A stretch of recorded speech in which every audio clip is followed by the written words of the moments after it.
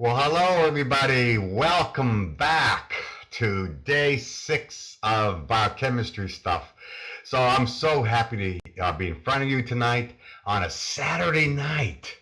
I have a date with you. I think my wife is a little jealous because I have a date with all of you on a Saturday night. But man, I'm so happy to be here. Hi, everybody, man. Just so glad to be here, and I'm glad you're on board because tonight some very, very integrative stuff as well. A lot of big picture stuff coming tonight, understanding concepts coming tonight, stuff that I'm sure you may have had in medical school, never understood, but you're going to understand it tonight because I'm going to do the best I can to explain some concepts. Coming up, as soon as we're done with genetics, we start to get into metabolism, and that's what I'm going to start covering is some high yield topics in metabolism at the beginning. Okay, so where we ended up yesterday with genetics is we were in chapter 6, the last chapter, and we talked about if you want to analyze a gene trait, a disease trait, I should say, a disease trait in a particular family. Like if you're doing genetic counseling, some family comes in your clinic and you're going to do some genetic testing on them. So for some particular disease. So the idea here is you can analyze the gene responsible for the disease directly by direct diagnosing of the gene.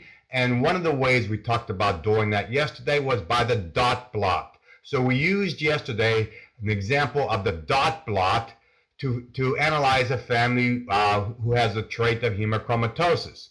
And then there's a second way to come up to analyze directly a mutation, and that's going to be a disease for Gaucher's disease, to illustrate how RFLP can be used to analyze a particular mutation directly looking at the mutation.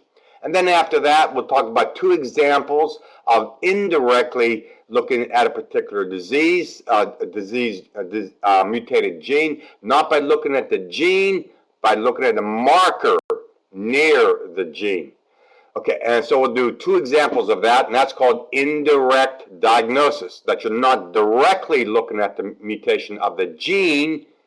Indirectly, you're looking at a marker linked to the gene. That's called indirect diagnosis. So we'll give you two examples of that. One of them will be for Marfan syndrome, and the other one will be for Lesch-Nyhan syndrome. So after these three examples, then we'll do one vignette that you can do on your own. I'll give you 7 to 8 seconds, and that'll be disease. That's another way to analyze Marfan syndrome. Okay, so anyway, that's what's on tap here on this genetics, and then we'll be done with it. Okay, so here is the second way, another way to analyze a mutation in a gene. And that's by direct genetic diagnosing using PCR and RFLP. Now this vignette that you see here on the top of page 398, this vignette at the top, I'm not going to read it, but what it says is that there's a father and a mother of a female who has the disease, and there's a sibling 1 and a sibling 2. And now for Gaucher's disease, what the vignette says is, we know what the mutation is. We know precisely what the mutation is. It's a missense mutation. So as long as you were here in molecular biology, you know what a missense mutation is. Now suppose this is a region of a gene of a very long chromosome, and this region of the gene is 150 base pairs in length. And because we know what the mutation is, it says, it's right over here, the mutation, they're at position 1448. I mean, that's what this means is the protein responsible for Gaucher's disease, that's glucocerebrosidase. That enzyme is encoded by a very huge gene. This protein has at least 1,448 amino acids. In fact, it has more than that, mutations at 1448. So you can imagine this gene is massive in size. massive in size. But there's a missense mutation where there is a threonine at 1448 replaced by a cysteine, all because of a missense mutation causing Gaucher's disease. So it is a big gene encoding a big protein. Now, a portion of the gene, which we know where the mutation is 150 base pairs in length. Not the entire gene, a portion of the gene where the mutation is located is being amplified by PCR. And then the vignette says, now this is the crucial part coming up. It says in the vignette that PCR product that's formed is then cut by an enzyme, is then treated with an endonuclease called HPH1. HPH1. Now, what's this about? Now this is somewhat similar to molecular biology that we talked about a few days ago. Remember that vignette in molecular biology about sickle cell anemia, where in sickle cell anemia there was a missense mutation which resulted in a destruction, a loss of the palindrome for MST2. So that can be used diagnostically for using RFLP. One more time. In that cystic fibrosis question earlier in molecular biology, there was a missense mutation, and as a result of an A replaced by a T, it destroyed the palindrome for MST2. And as a result, we can now use that diagnostically. Here, there's a missense mutation. Instead of losing the palindrome, somebody was alert to see, hey, instead of losing the palindrome, we're actually gaining the palindrome. By this missense mutation, there's a palindrome for HPH1 that now appears. What the palindrome is for HPH1 is not important. I'm never going to ask you that. But it says is that when this piece of DNA is treated with HPH1, it says in the vignette that the normal allele is not cut by HPH1. So there it is. Somebody has a normal allele, it won't be cut. But then the mutation causing Gaucher's disease, what it says is that the mutation of the T at position 1448 is cut by HPH1 to yield 2 fragments. So then, if that piece of DNA is cut by HPH1, it generates 2 fragments, one of them being 114 and one of them being 36. How do you know that? The vignette tells you that. It tells you that by the underlined phrases here. So again, before we analyze this block here, is one of these persons that just happened to be alert and said, man, look at this mutation causing Gaucher's disease. Look, there's an appearance of a palindrome for HPH1. Well, now we can use it diagnostically, and it is. In real life. It's being used. HPH1 is being used to analyze this particular disease, just because somebody was alert to see, there's a palindrome for HPH1. Remember, there are about 200 different kinds of endonucleases that are commercially available. We know what the palindromes are for each of them. And just somebody happened to be alert, hey, HPH1, its palindrome is this, and that's the mutation that's seen in Gaucher's disease. One of those coincidences that was now we can exploit. All right. So here is now what they're asking about in this vignette. They're saying, what is the most likely conclusion about sibling 2? This person right here. Okay, now the way to analyze this, we go to the father and the mother. Now here are the molecular weights because they tell you that. And so now the mother and the father are heterozygous. And here is the mother has one band there at 150. That's the normal allele. And then their other allele, which is mutated, gives rise to the 114. And there is the 36. So again, the mother is heterozygous because the blot tells you that based on this information on the left. Now the father is the same way. The 150, 114, and 36. All right, now based on that information, Let me see your answers here. What's the conclusion of sibling number 2? Because that's what they want to know about in this vignette. What's the conclusion, without looking in the book or whatever, what's the conclusion about sibling number 2? That's right. He is the sibling is homozygous for Gaucher's disease, because there's no band at 150, a thick band at 114, and a thick band at 36. So sibling 2 is homozygous with Gaucher's disease. And sibling 1 is homozygous normal, because there's a thick band at 150 and no band appearing at 114 and no band appearing at 36. So that means that person is fine. Sibling number 1 is has absolutely no problem with Gaucher's disease. Notice the power of the blotting techniques here. So again, how you can determine exactly the outcome of a particular person.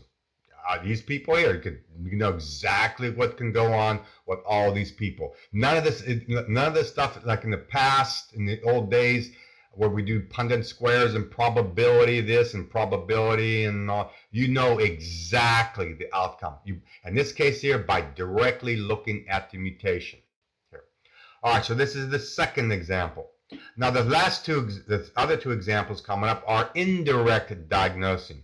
And remember yesterday at the very end we talked about markers. Now you're going to see the beauty of the marker. Because I know a lot of you, some of you were confused about the marker. I understand recombination maybe. Maybe you do, maybe you don't. Hopefully you do. But the idea of markers linked to a gene. Now on the next figure, you will see the beauty of the marker, how valuable it could be. So here it is. Now this is going to be a use of a marker to analyze a family with Marfan's trait, Marfan's disease trait. All right, so here it is. Now this is on page 400. Now what this is about is we're looking at 4 different STIRPs. Remember, a STIRP is a marker, and we have 4 different versions of a STIRP marker, and version 1, 2, 3, and 4. Now, what does that mean? 4 different versions, or the STIRP might be amplified 4 times, 6 times, 8 times, 10 times. 4 different versions of a particular STIRP, a particular marker. Okay. All right. So, it's known to be linked close by to the Marfan syndrome gene. So, what I'm saying is, suppose this is some chromosome, and in it is the mutated gene causing Marfan syndrome. Let me see your answer here. What is the name of the gene again? What's the name of the protein that's responsible for Marfan's? The name of the protein. Okay, that's right. Everybody should be saying fibrillin. So here, instead of analyzing the fibrillin gene in this particular family, instead of doing that, we're going to analyze and look at some marker that's nearby, known to be linked to the Marfan syndrome gene in this particular family. All right, now the idea is, now if you have 4 different versions of the marker, now a quick scan, all you got to do is look at this pedigree, and within a few seconds, if the question asks which STIRP version is associated with the Marfan syndrome disease gene, which of the 4 is it version 1, 2, 3, or 4? Which one? That's right. Everybody's going to say it's version 3. Version 3 in this family. Keep saying in this family. It's marker 3 that's associated with the disease. Watch. In the grandparents, as well as the parents in the family here. Notice that anybody who has the marker 3 has the disease. And then in generation 3, any person who has marker 3, there it is, has the disease. So now what I'm saying is, suppose this mother and this father, these 2 people here in generation 2, they come into your clinic. They have 5 kids already, and 3 of them have marker 3, and 3 of those 3 have Marfan syndrome. Now suppose they are pregnant. The woman is pregnant again. getting ready to have her sixth child, and she has marker, and then you do amniocentesis, and you find out that the fetus that the woman is carrying in the markers, one of the two markers is marker 3. What are you going to tell what are you going to tell the parents, the mother and the father of the fetus that's getting ready to be born, and that fetus has marker 3? That's right. What are you going to say? That's right. That's right. You will say that the baby is going to be born with Marfan syndrome. Assuming what? Assuming what? Now here comes the big thing we got to understand. If the baby has marker 3, if the sixth child has marker 3, we'll have Marfan syndrome. Assuming what? Okay, assuming no recombination. That's right. If you inherit marker 3, they can have 6 children, another child. They can have 3 or 4 or 5 more children. Every time one of their children has marker 3, they will have Marfan syndrome. Assuming 0 recombination. And if they don't have marker 3, then they will be normal. Assuming 0 recombination. All right. So everybody so far so good? Understanding that, okay? Again, assuming no recombination. All right. Now, suppose they say to you on board exams that in this particular family, and we know by LOD scores and things along that line and so on, bringing in other families. Suppose they say to you that this particular STIRP, whatever it happens to be, don't worry about it.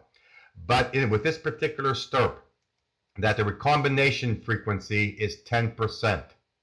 10%. So now, if this woman is pregnant, getting ready to have her 6th child, and they say to you that the recombination frequency is 10%, and then it was found that the fetus has the STIRP version 3, what are you going to tell the parents? Let me see your answer. 90% what? Chance. There we go. Chance of being. That's right. That's perfect. Well done. You're thinking. That's right. Well done. A 90% chance of having Marfans if they inherit marker 3, and a 10% chance of being normal. There's still hope that the baby will be born normal if they inherit marker 3. But notice here, why I keep saying the closer to 0% recombination frequency, the better the marker is of diagnostics, of predictions, of prognosis, of pathologies here. The beauty of the marker. Look how simple.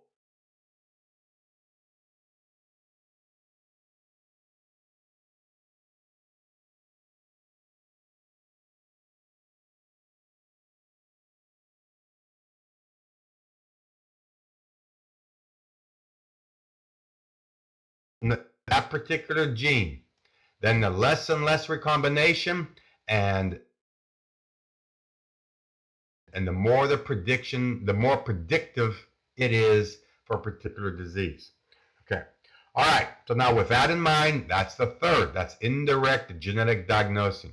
Now the fourth one, the fourth example is a second example of indirect genetic testing, and that's with a family of Lesch-9 syndrome. Now let me ask you this before we turn the page.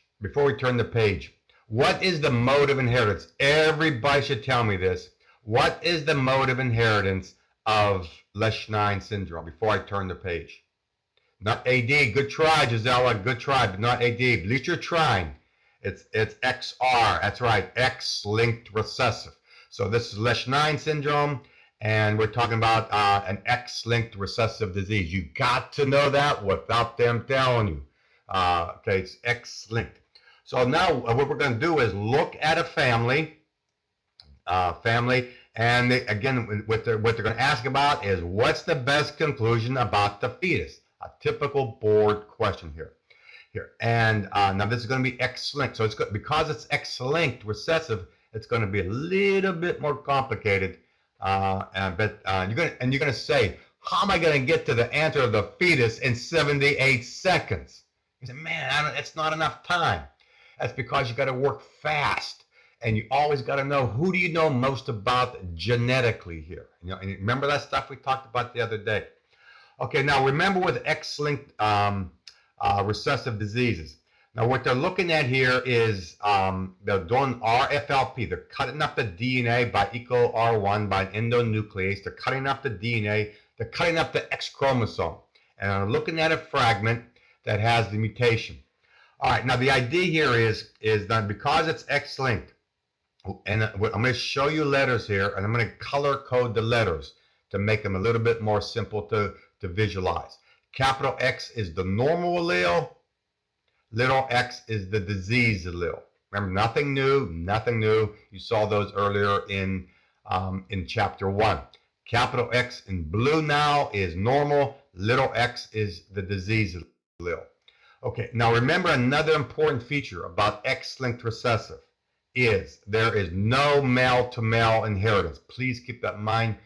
No male-to-male inheritance, because the father is given the son the Y chromosome, and the gene of interest is in the X chromosome.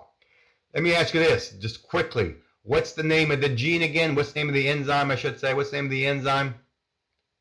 Not shown here. Everybody should be writing looking for 5 letters on your keyboard. 5 letters. There we go. There we go. That's right. 5 letters. That's right. HGPRT. That's right. Now, what does the enzyme do? We'll talk about that next Friday. Next Friday night. My last hour. We're here. We're going to do purine metabolism. All right. Now, what we're going to do is what they want to know is about the fetus. So what we're going to do is go to the pedigree first and ask, who do we know about genetically? Who do we know most about genetically in the pedigree here? Well, we can go to the father here, this male here, I should say, in generation 1, and we know that male is his genotype of the sex chromosomes. The genotype of the sex chromosomes in this male is capital XY. The capital X is because he does not have the disease. Okay, and so the idea and therefore the female here that he mates with is got to be capital X, little x. So the mother here is capital X and little x. Now, how did you know? And how do you know? Let me ask you this: how did you know the mother is not capital X, capital X? How do you know that? How do you know the mother is a carrier? That's right, because the son has the disease. The son has one of her sons has the disease, and there's no male-to-male transmission. So that must mean that the mother is an obligate carrier of the trait. So another way, we talked about that in chapter 1, because sometimes they ask you to identify an obligate carrier of the trait. Okay, and the mother is here, this female here, I should say. All right, and we know she's not little x because the pedigree says she doesn't have the disease. So she must be capital X. One of her X chromosomes must be normal, and one of her X chromosomes must be mutated. Okay, so we know everything about her in terms of her sex chromosomes. Who else do we know a lot about genetically? We know a lot about her son. Her son must be little XY, right? Little x because he has a disease. His other sex chromosome must be the Y because he's a male, the square. Anybody else we know about? Now his sisters, these 3 sisters here, we don't know. We don't know exactly what they are. They could be, each of these 3 sisters could be capital X, or could be capital X, little x. Because all 3 of these daughters are going to inherit the capital X from the father, and from the mother they might be inheriting capital X, or they might inherit the little x. We don't know initially. We'll find out in just a couple of minutes here. All right, now anybody else we know a lot about genetically? That's right, we know a lot about this this male here. The father of the fetus we're trying to figure out. We know the father of the fetus is capital XY because because he's genetically unrelated, and so therefore, and plus he's pedigree says he doesn't have disease, got to be capital XY. So now in the pedigree, we have identified everybody we know most about genetically here. Okay, so now we're going to go to the southern blot here. The southern blot. Notice that there are no sizes, no numbers here, nothing like that, and all you see are these bands. Now it's the interpretation of the bands. Now again, as I mentioned to you the other day, personally, I like solving these types of blots, because it's like a puzzle. You always go to in the blots here. You always go to the people you know most about genetically. It's like a puzzle. You go to solve any kind of puzzle. You go to a corner piece or an edge or something like that, and once you go to the corner piece, you start adding on to it, and you figure out, and then you start backing off, and then you finish up the puzzle. Same thing here. Now, in going to the southern blot here, who do you know most about genetically here? Who do you know most about? And the first thing is, you know a lot about this male right here, that this single band, a single band. Remember, males will have one band and females will have two bands, because we're talking about the sex chromosome. Males will have one band and females will have two bands.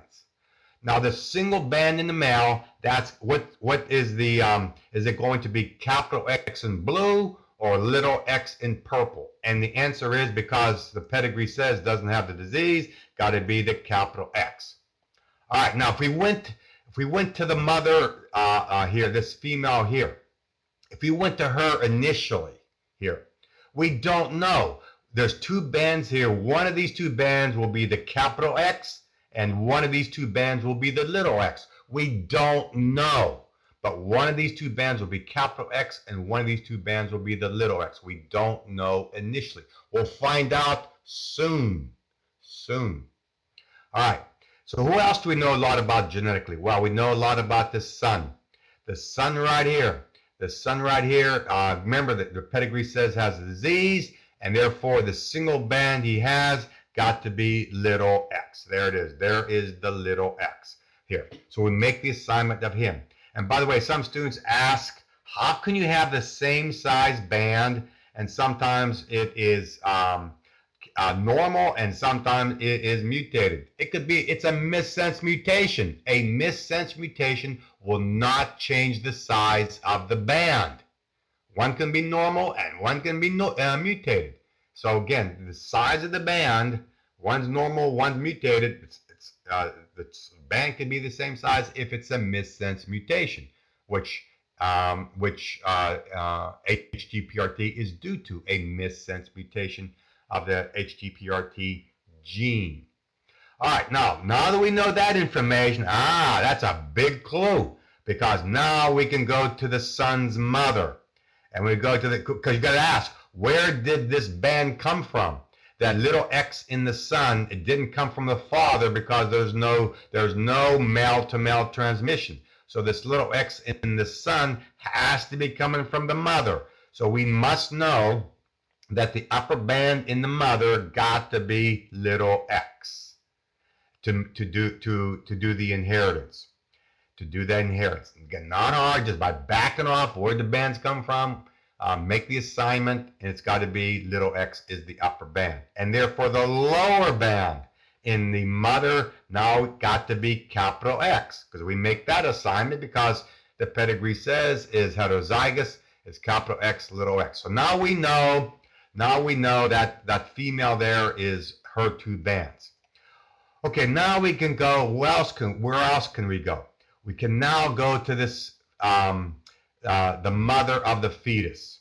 We can go to the mother of the fetus. Notice that the upper band in the mother of the fetus, this band right here shown by the green arrow, this upper band could be coming from the father or could be coming from the mother. We don't know initially. It could be coming from the father or could be coming from the mother.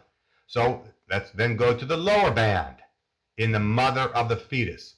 The lower band in the mother of the fetus, notice the father doesn't have it, but the mother does. So that means the lower band in the mother of the fetus must be inherited from that person's mother. And that person's mother has the capital X band. And so therefore that we can now make the assignment that this band here must be capital X, coming from the mother, coming from her mother. Okay, everybody with me? It's coming from her mother. And so now, then the upper band in the mother of the fetus, this upper band, therefore had to be inherited from her father. And her father has the capital X. So now we can make the assignment. So again, the upper band now in the mother of the fetus got to be capital X to do the inheritance. There it is. There it is. So now we know the genotype of the mother of the fetus, capital X, we know where the bands came from by backing off, making logical assignments of where the bands are coming from. All right, so now we go to the father of the fetus. Here is the father of the fetus, right? Here's the father of the fetus. And so the father of the fetus only has one X chromosome, and because he's normal, that single band right here got to be capital X. So now we know the genotypes of both parents of the fetus that we're trying to figure out. All right, so here it is. There it comes. It's going to be easy now, easy.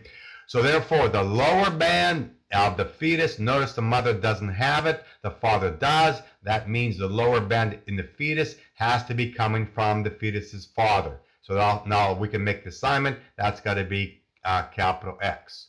And then we go to the upper band in the fetus, and the father doesn't have it, the mother does. So now we know the upper band in the fetus has to be coming from the mother, and there it is, the capital X, to be inherited from that person's mother. All right, there it is. So now we know the conclusion, the best conclusion of the fetus is homozygous normal.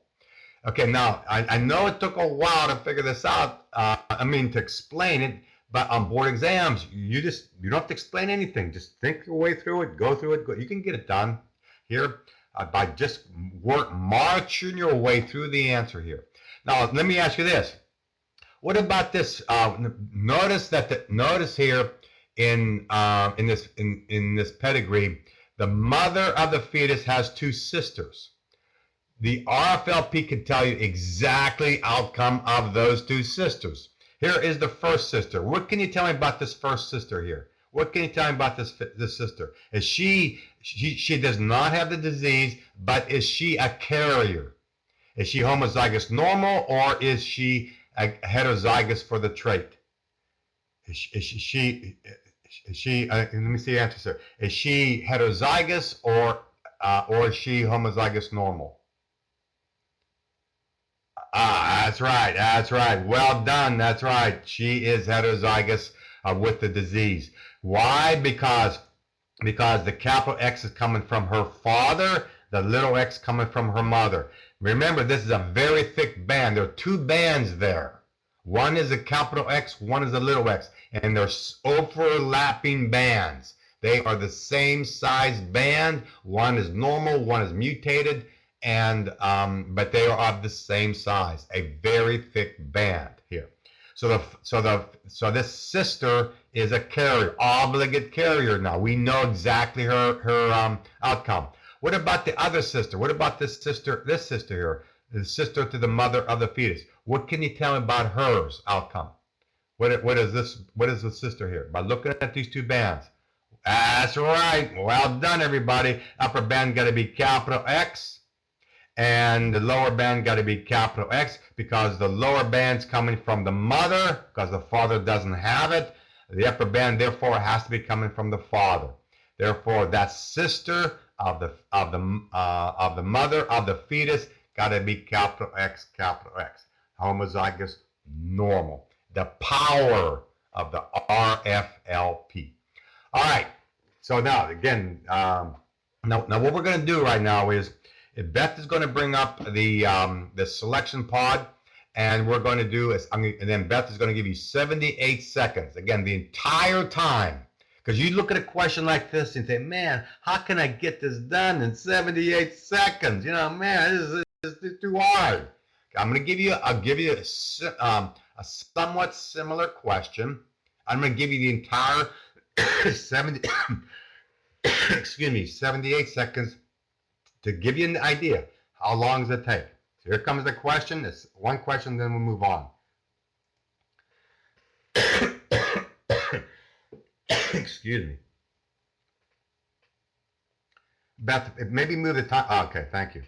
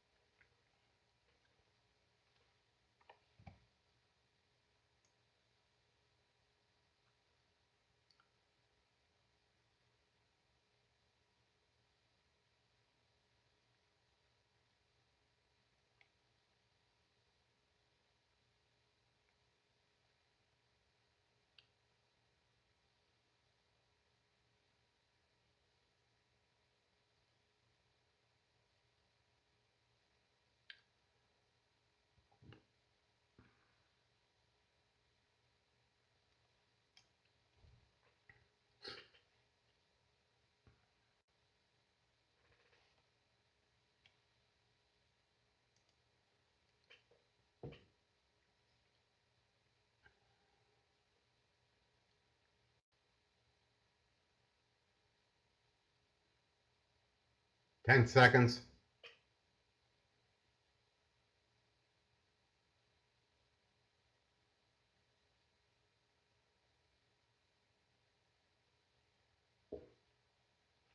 Okay, and stop the poll and broadcast the results.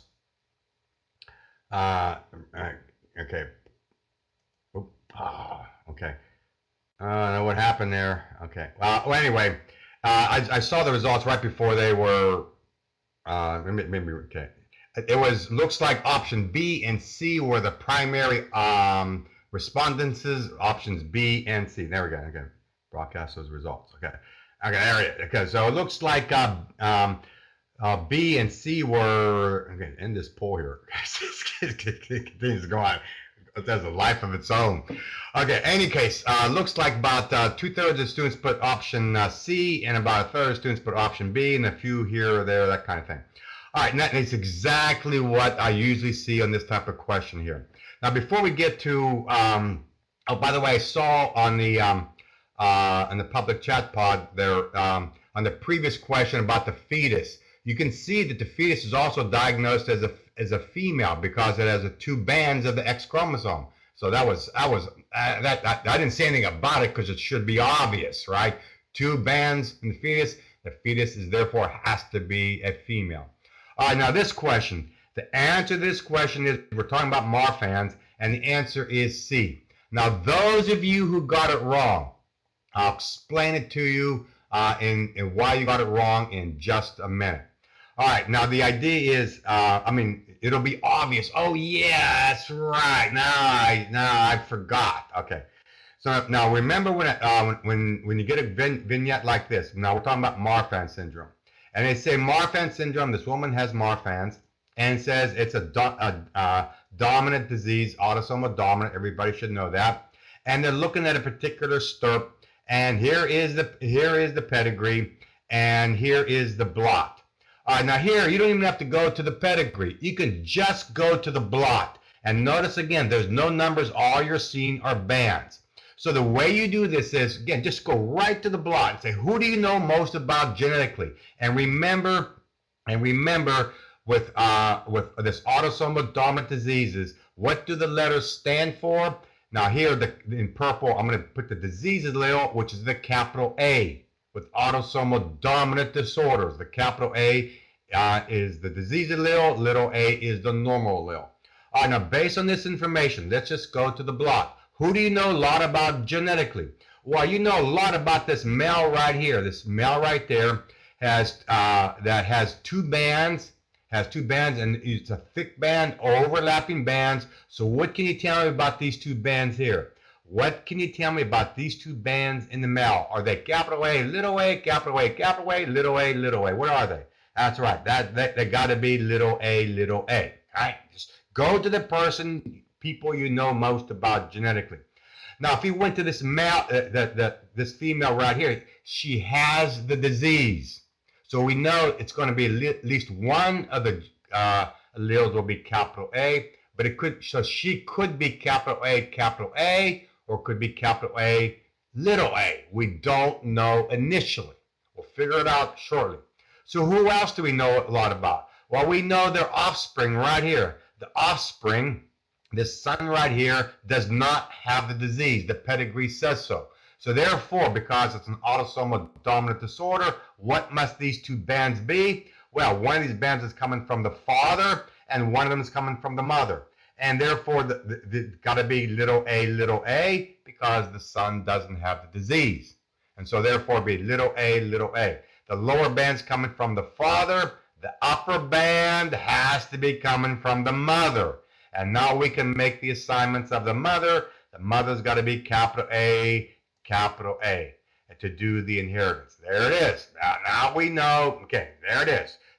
Now we made some major assignments here. So all you got to do is go from left to right. Follow going down the pedigree all the way down to the fetus here. So now I'm making those assignments. Now there is another daughter, the mother of the fetus. The mother of the fetus has the disease, and so therefore the mother of the fetus has two bands, one from the mother, one from the father, and because the mother has disease, that means the upper band got to be capital A, coming from the mother, and the lower band's coming from the father, got to be little a. There it is, the mother of the fetus. And then we know that she's mating with a genetically unrelated male, and therefore a very thick band here, and it's a thick band, so two bands there, got to be little a, little a. So now we know the genotypes of the parents of the fetus. And now we go to the fetus, and therefore a thick band in the fetus, one of them is coming from the father, it's going to be a little a, and the other band in the fetus got to be the capital A. So therefore, what is the conclusion? It's going to be capital A, little a. All right, and now, why is the answer C? Will develop Marfan syndrome. Because I bet some of you forgot this one phrase, dominant disorder. Because some of you figured out, wow, it's capital A, little a, and you might have thought it has a 50% chance. No, it's autosomal dominant. The fetus will develop Marfan syndrome. But I'll bet some of you put B because you thought, well, it was autosomal recessive or something like that. But that's a major clue, is autosomal dominant. Okay, why does the son have two bands here? Because it's, again, you always have two genes, one from the mother, one from the father, right? Always have two genes, right? There it is. We are diploid. All right, we got to move on, Jose. There's a lot of vignettes at the end of the chapter, a lot of vignettes. We can't do them all. We got to move on. I put questions. We do a lot of questions in vignettes here live. We also put vignettes at the end of the chapters. I also put vignettes on the Facebook, and I notice a lot of you are not doing those vignettes on the Facebook. I don't know why. Only a few people looked at put responses on the Facebook. I don't know why more people don't participate. But anyway, there's only so much I can do. Only so much I can encourage you to do. But anyway, okay. So in any case, we're done now with molecular biology. We're done with medical genetics. And where we're going next is where we're going. Oh, there we are. Where we're going next is we're going to now go back to chapter 8. In the first section.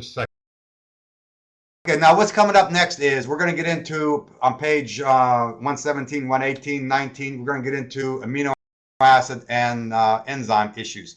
Let me say, we got a long way to go. We got a long way to go before we get to metabolism. Individual metabolic pathways, we got several days before we get to that kind of stuff. But what we're doing here is in chapter 8, we're going to talk about amino acids first, and then we're going to get into enzyme issues.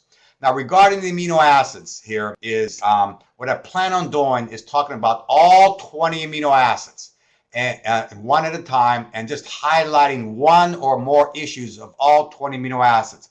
And what you see here is a grouping of the amino acids that have nonpolar aliphatic side chains. Now, what does this mean? Now, remember way back, pardon, remember, but in molecular biology, last week, I mentioned to you that all 20 amino acids have what's known as alpha carboxyl groups, alpha amino groups. And I back then I had, remember we talked about the peptide bond is the reaction product of an alpha carboxyl group of one amino acid, alpha amino group of another amino acid.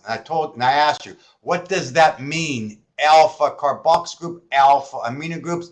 And what that means is attached to the alpha carbon, which is always carbon 2, carbon 2, carbon 2, carbon 2, carbon 2. Attached to the alpha carbon is a carboxyl group. Attached to the alpha carbon is an amino group. So all 20 amino acids have alpha carboxyl group, alpha amino groups. And where they differ is what else is attached to the alpha carbon. That's the side chain. The R group is what determines what the amino acid is.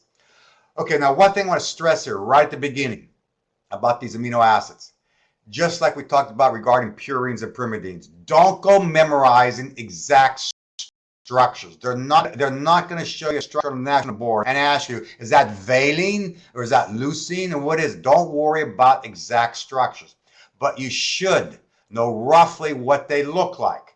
You should know which amino acids have carboxyl groups in them, which amino acids have sulfur in them, those type of issues. You should know roughly what they look like. And what these amino acids are here, this is a grouping of the amino acids that have nonpolar aliphatic side chains. You should know that valine is a hydrophobic amino acid, so is isoleucine and so on, but without knowing exact structure here. Now, another item here is, again, what I plan on doing is highlighting one or more issues of all 20 amino acids as a preview of stuff we're going to talk about later on in metabolism. In other words, for example, if on a board exam, if you get a vignette and they say to you, a patient has elevated alanine in the bloodstream, what bell is that ringing in your mind? That should be telling you something. If they say to you, a patient has elevated alanine in the blood, what do you think they're asking you about? So that's what I want to do here with all 20 amino acids. If there's a vignette that deals with one of these amino acids, what do you think the topic is? That's what I want to do here. So here's the first one to talk about. And the first one is glycine. Now, glycine is the smallest amino acid, and its R group is a hydrogen. It's the smallest amino acid. So here comes the question. On board exams, if you see a vignette that deals exclusively with glycine, what do you think the topic is? Let me see. Now, by the way, there's going to be a lot of responses. I want you to respond to a lot of these things I'm going to ask you a lot of questions coming up here. So get ready with your fingers. Hopefully your fingers are well rested because I'm going to ask you a lot of questions. That's right. It is collagen. And remember I mentioned to you the other day that every third amino acid in each of the 3 peptides of collagen is glycine. And why was that again? Why is every third amino acid in collagen peptides glycine? That's right. It's the smallest one, because therefore no steric hindrance. If every third amino acid were leucine or isoleucine, or those big bulky groups, you would never form the triple helix. But because glycine has a small R group, it's easy to wrap 3 peptides around one another. Another question, is glycine a hallmark of collagen? Is it the only place in the human body that you have glycine? And the answer is no. It dominates collagen, but not a hallmark of collagen, because glycine is found virtually in all proteins in the human body. So it dominates collagen, but does not a hallmark of collagen. Next amino acid is alanine. Now, alanine has a methyl group attached to the alpha carbon here. So here comes the question. So on board exams, by the way, don't go looking in books, don't go looking in first aid, or don't go doing a Google search right now, because I'm just trying to see if you can recall. If you recall, you get the answer, it's great. If you give the wrong answer, no big deal. You'll learn it. Here comes. If you see a vignette, you see alanine is a major item in that particular vignette. What do you think they're asking you about? What do you think the topic is about? think the topic's about some cancer or something like that. What's the topic about? No, not PKU. No, alanine. And the answer is, that means a person is severely starved. That means that person is breaking down muscle mass, as we'll talk about later on in metabolism. That means a person's starving. They're breaking down a muscle protein to get the glucogenic amino acids. As we'll talk about later on, the glucogenic amino acids will funnel their way down to alanine. Alanine will leave the muscle cells, get dumped into the blood, go to the liver, and in the liver, the amino group is popped off to make urea that we'll talk about next week. And the 3-carbon skeleton that remains is what? What is the name of the 3-carbon skeleton after the amino group is removed from alanine in the liver? What is the name of the 3-carbon skeleton? Anybody know? After the amino group is removed? There we go, Kim. There we go. And the answer is pyruvate. Pyruvate. So alanine will come to the liver when you're starving from the muscle. So alanine will come to the liver. As we'll talk about later on, the amino group is removed to make urea, and the 3-carbon skeleton is pyruvate, which then goes into the pathway of gluconeogenesis to make glucose in the liver, which then gets dumped into the blood to try to maintain blood glucose values. Lot to say about that later on in metabolism. Right now, just a preview of stuff we're going to be talking about. Now, the next three amino acids to talk about are valine, leucine, and isoleucine. Now, again, these have these branched aliphatic side chains, but again, don't go memorizing the difference between leucine and isoleucine. They're not going to ask that. But here comes the question. On board exams, if they ask you, if they give you some vignette in which all 3 of these amino acids are present, valine, leucine, and isoleucine, what do you think they're asking you about? There we go. Now we're clicking. There it is. They're talking about a disease. That's right. And that disease is maple syrup urine disease. Lot to say about that disease next week. Major disease on board exams. Maple syrup urine disease. Now, the next amino acid to talk about is proline.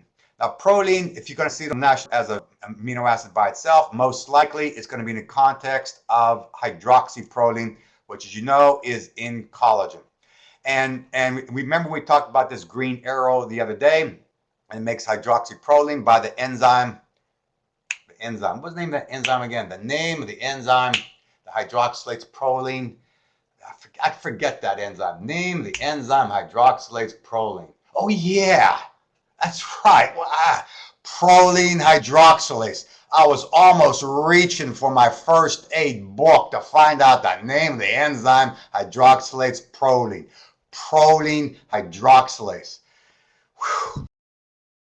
Biochemistry can be so hard for me sometimes. I don't know. But and by the way, what does that enzyme need to work? What does the enzyme proline hydroxylase needs to work? What does it need? Well, there we go. Everybody should be unanimous saying vitamin C. Oh, I saw copper. Somewhere. What was the name of the enzyme we talked about the other day that needs copper? It's not proline hydroxylase. What was the name of that enzyme? It was lysoxidase. That's right. Well done. So you're remembering things. Well done. But this enzyme here that carries out this green arrow is proline hydroxylase, required in vitamin C, making hydroxyproline. Hydroxyproline. Question for you. Quick question. Quick. Is hydroxylation of proline on collagen, is that example of co-translational modification, post-translational modification, co-transcriptional modification, or post-transcriptional modification? Post what? No. Co what? You got to be a little bit more specific. Is it co-translational, post-translational, co-transcriptional, post-transcriptional? Be precise here. Which one is it? And it's co-translational, meaning while collagen is being made, while it's being translated, co-translational. Proline hydroxylase uses vitamin C to hydroxylate the proline residues. Example of co-translational modification here. Co-translational. You got to know those words. I'm telling you, we talked about that in molecular biology. Those words are going to kill you if you're not paying attention.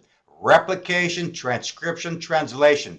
Those words confuse a lot of students. You must get them straightened out. You got to know transcription, translation, what those words mean, and then the issue of co-translational, post-translational, and so on. Please get those words straightened out. All right, now let me ask this question. Is hydroxyproline, is that a hallmark of collagen? Is that the only place in the human body you have hydroxyproline? And the answer is yes. It is a hallmark of collagen here. All right, so if you see hydroxyproline on national boards, they're likely to ask you something about this issue of collagen. And remember, here comes another question. Just as a quick review, see how deep your level of knowledge is. We talked about this last week. When this arrow doesn't work, it could not work for two reasons. One reason is genetics, the other reason is nutritional. What's the name of the genetic disorder in which this arrow does not work? The name of the genetic disorder. Lois, scurvy is nutritional. This is genetic, and that is Ehlers-Danlos. What's the name of the nutritional disorder associated with this arrow? The nutritional disorder. That's the scurvy. That's right. There we go. There you go. So remember, this is high yield. They're going to ask you these things like this on boards. Scurvy is nutritional, vitamin C deficiency. Ehlers-Danlos is a genetic disorder of the protein hydroxylase enzyme there. So again, major item. You must get that integration of biochemistry with pathology. You must get that straightened out. Now, the next grouping of amino acids are the ones that have these aromatic side chains: phenylalanine, tyrosine, and tryptophan. Now, again, don't go memorizing these structures. But here's phenylalanine on the left and tyrosine on the right, on the middle here, I should say. Now, on board exams, if you see something about phenylalanine and tyrosine together on board exams, what do you think the topic might be? If you see phenylalanine, tyrosine together, there we go. Now I need the PKU. And PKU, let me stress here, on board exams, PKU is extremely high yield. I hear about PKU from medical students being on boards every year. You must master PKU. It is extremely high yield. Now, on board exams, one way they can ask you about PKU is they might ask, what is the name of the enzyme that's defective giving rise to PKU? And by looking at the structural difference, what can you tell me is the name of the enzyme that's defective in PKU? That's right. You got to say it's got to be phenylalanine hydroxylase. Phenylalanine hydroxylase. Now, on national boards, typically what they do is they give you a vignette. They talk about a child born, and child has mental retardation, microcephaly. They got the musty odor of the diapers, diagnostic for PKU. But then they sometimes ask, what's the name of the enzyme that can be defective? You say phenylalanine hydroxylase. But sure enough, about a year ago or so, remember those emails I showed you last week as examples of emails I get all the time from medical students. Sure enough, I got an email about a year ago or so from a medical student who told me, as expected, they got a question about PKU. But they asked, how can you end up with PKU in which the enzyme is normal? Nothing wrong with the enzyme, yet the child still has PKU. Does anybody know? If you don't know the answer, don't panic. We'll get to that later on. Not because of tyrosine. No, there we go. Safi got it. Kim, there it is. Nafis, there it is. And the answer is, it's where the coenzyme is defective. And what's the name of the coenzyme that phenylalanine hydroxylase needs to work? And that's tetrahydrobiopterin. THB, tetrahydrobiopterin, not tetrahydrofolate. Tetrahydrobiopterin is needed by the phenylalanine hydroxylase to carry out this hydroxylation reaction. And some people in this world cannot make tetrahydrobiopterin. You might think that's trivia. It's not trivia to them. They can't make THB, and the enzyme will not work, and therefore they end up with PKU. All right. So that's the issue. Now, somebody mentioned, SKK says here, promoter. No, if there was a promoter defect, you would never get the enzyme. Again, the idea is if the enzyme is there and it's normal, that means the promoter is fine. So if the enzyme is present, yet the enzyme doesn't work, the answer could be tetrahydrobiopterin. Tetrahydrobiopterin. So again, so there it is. Just look at Lois's answer there, the tetrahydrobiopterin. There it is. That is what the coenzyme. Now, if you forgot that, don't worry. We'll cover that next week once we get to PKU. All right, now another reason why you might see phenylalanine and tyrosine together on National Board is that these are precursors to biologically active molecules. Here comes the question. Like what? What biologically active molecules are phenylalanine and tyrosine used to make? What are they used to make? That's right. They're used to make the catecholamines, used to make melanin, used to make T3, T4. It's a major substances on boards they might ask you about. Which of the amino acids used to make epinephrine or something along that line? Now coming to tyrosine alone. Suppose you get a question about tyrosine only, not phenylalanine, just tyrosine. So what do you think they might be asking you about tyrosine besides making catecholamines, besides diseases like alkaptonuria, besides diseases or disorders like albinism? What's another reason why you might see tyrosine on board exams? And the answer is, there we go, Jean-Paul, there we go. Bodan, that's right. And that is, it's a target of a class of enzymes called tyrosine kinases. Now let me pause, because now is the first time among many times over the next number of days, we're going to talk about the surname called kinases. Right at the beginning, let's make sure we understand what a kinase is. And by definition, a kinase is an enzyme that uses the terminal phosphate of ATP to stick that phosphate onto something. What's the something? You look at the first word. If the first word says tyrosine, that's where the phosphate group goes onto the target tyrosine, this hydroxyl group of a target tyrosine of a target protein. One more time. If on board exams, I got a lot to say about this over the next several days. If you see an enzyme with the surname kinase, by definition, it means it is an enzyme that uses the terminal phosphate of ATP to stick that phosphate on the target. What's the target? The first word is the target. If the first word says tyrosine, that's where the phosphate group goes onto a target tyrosine of a target protein. Now, as you know, this has a lot to do with insulin issues coming up and growth factors all coming up in the next chapter. A lot to say about tyrosine kinases. We already talked about it last week when we were talking about CML. Remember all that reciprocal translocation business? Do you remember that? This CML, remember that? Please say yes, please say yes, please say yes. Remember the CML, remember all that? What inhibits tyrosine kinase? Quickly. What inhibits tyrosine kinase activity in CML? What drug do you use? Imatinib. Everybody should be uniform. Imatinib is an inhibitor of tyrosine kinase activity. Well done, by the way, well done. But I got a lot more to say about tyrosine kinases once we get to insulin in the next chapter. Now, the next amino acid to talk about is tryptophan. Tryptophan is needed to make what? Let me see your answers here. What is tryptophan used to make? It's a precursor of what?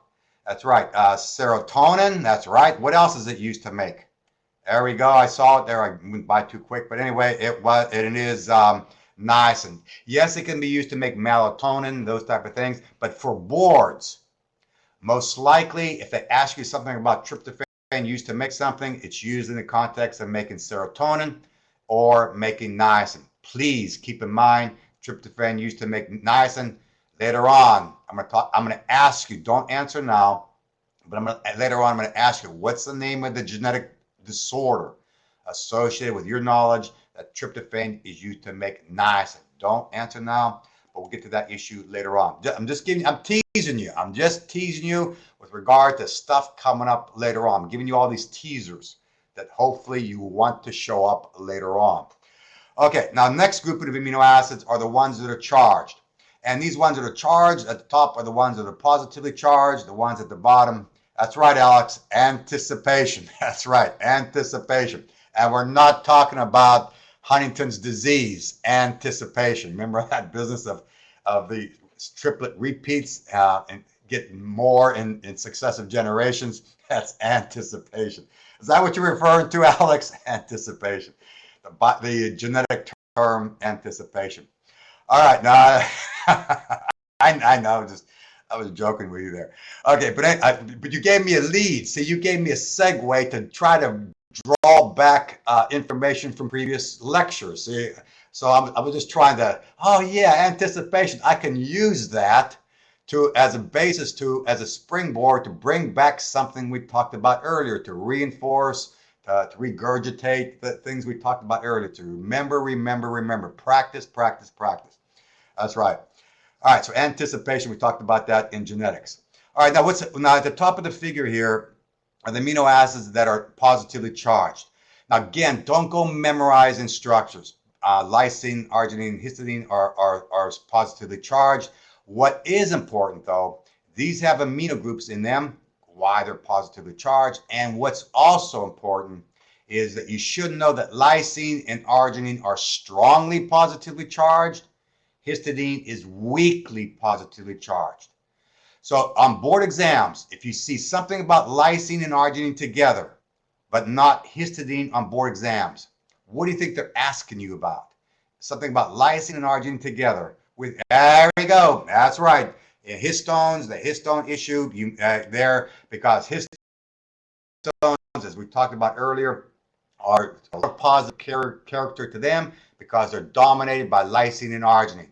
Now, even though the name histidine, you might think histidine is found a lot in histones. It's not. That's because it's weakly positively charged. Histones are dominated by lysine and arginine. All right, now lysine, suppose on board exams you see a vignette only about lysine. What do you think the topic is? Let me see your answers here. If you see something only about lysine. That's right, Anjali, there we go. There we go, Francis, there we go. Amanda and Mariana, there we go. Kimberly, that's right, collagen. Because you used to make this product called hydroxylysine. And what's the name of that enzyme? The name of the enzyme, that's right, NAFES, there it is, it's lysyl hydroxylase. Isaac, before it goes off, lysyl oxidase, cut it out. No, not lysyl oxidase. Lysyl oxidase oxidizes hydroxylysine. What makes hydroxylysine is lysine hydroxylase. Please get those names straightened out. Lysyl hydroxylase uses vitamin C to hydroxylate lysine residues. I'm not going to ask you because I know you would all say it's done is it post-translational or co-trans? Let me ask us to make sure. Hydroxylation of lysine residues by lysyl hydroxylase using vitamin C. Is that post-translational or co-translational? Co-translational, that's right. Just like proline. Proline gets hydroxylated and lysine gets hydroxylated co-translational while the protein is being made. And then after it's made, then post-translationally, lysyl oxidase requires copper to oxidize hydroxylysines and therefore collagen then cross-links. Remember all that? We talked about that last week. So again, that's the lysyl oxidase is post-translational modification. All right, Isaac, good, excellent. All right, now another item here. We already talked about, remember this earlier, we talked about this earlier, that in scurvy and Ehlers-Danlos, remember there are two hallmarks. The two hallmarks of scurvy is the elastic skin, and the other is hemorrhaging. Remember all that? Elastic skin and hemorrhaging. We have already reviewed why is it in scurvy and Ehlers-Danlos, why the skin is elastic. So no need for us to do it right now because that's already been reviewed. So you should be able to verbalize to someone or to yourself, if you had to explain why is it in vitamin C deficiency, why is the skin elastic? That's already been reviewed. What we have not yet reviewed is why is it you bleed when this arrow doesn't take place? When you don't hydroxylate lysine residues, why do you bleed? Don't worry about the answer now because we'll talk about it later. Hopefully you know the answer. But if you don't know the answer, as a teaser, Juan or I think it was Juan who mentioned it, or whoever, I forgot who mentioned that, as a teaser, in anticipation, I did. Later on, we're going to talk about why do you bleed in vitamin C deficiency. We'll talk about that later on once we get to vitamin K deficiency, because as you know, in vitamin K deficiency, you bleed. Vitamin C deficiency, you bleed. And a national board loves that because they're going to want to know, how do you know? Is it due to vitamin K deficiency or is it due to vitamin C deficiency? The reason why they're bleeding. It's all coming up later on in metabolism. Now, the next amino acid I'll talk about is arginine. Arginine, again, don't go memorizing that structure, but arginine is strongly positively charged, and it's used for what reason? On board exams, if you see arginine, what do you think they might be asking you about besides histones? That's right, it's used to make urea. Now, don't worry about it now, but see the R group of arginine with these nitrogens, that R group of arginine will be used to make urea. In the urea cycle, we'll talk about next Wednesday, but yeah, or whenever it is, yeah, next Tuesday, the 17th. Yeah, next Tuesday, the 17th. That's the last day I'm here. That's what we'll talk about, the urea cycle. But anyway, that is the idea of the R group of arginine is used to make urea. Now, another question: what's another reason why you might see arginine on the national board? And there we go, Fanny, Alex. That's right, the integration with physiology. And that is to make this stuff called nitric oxide precursor.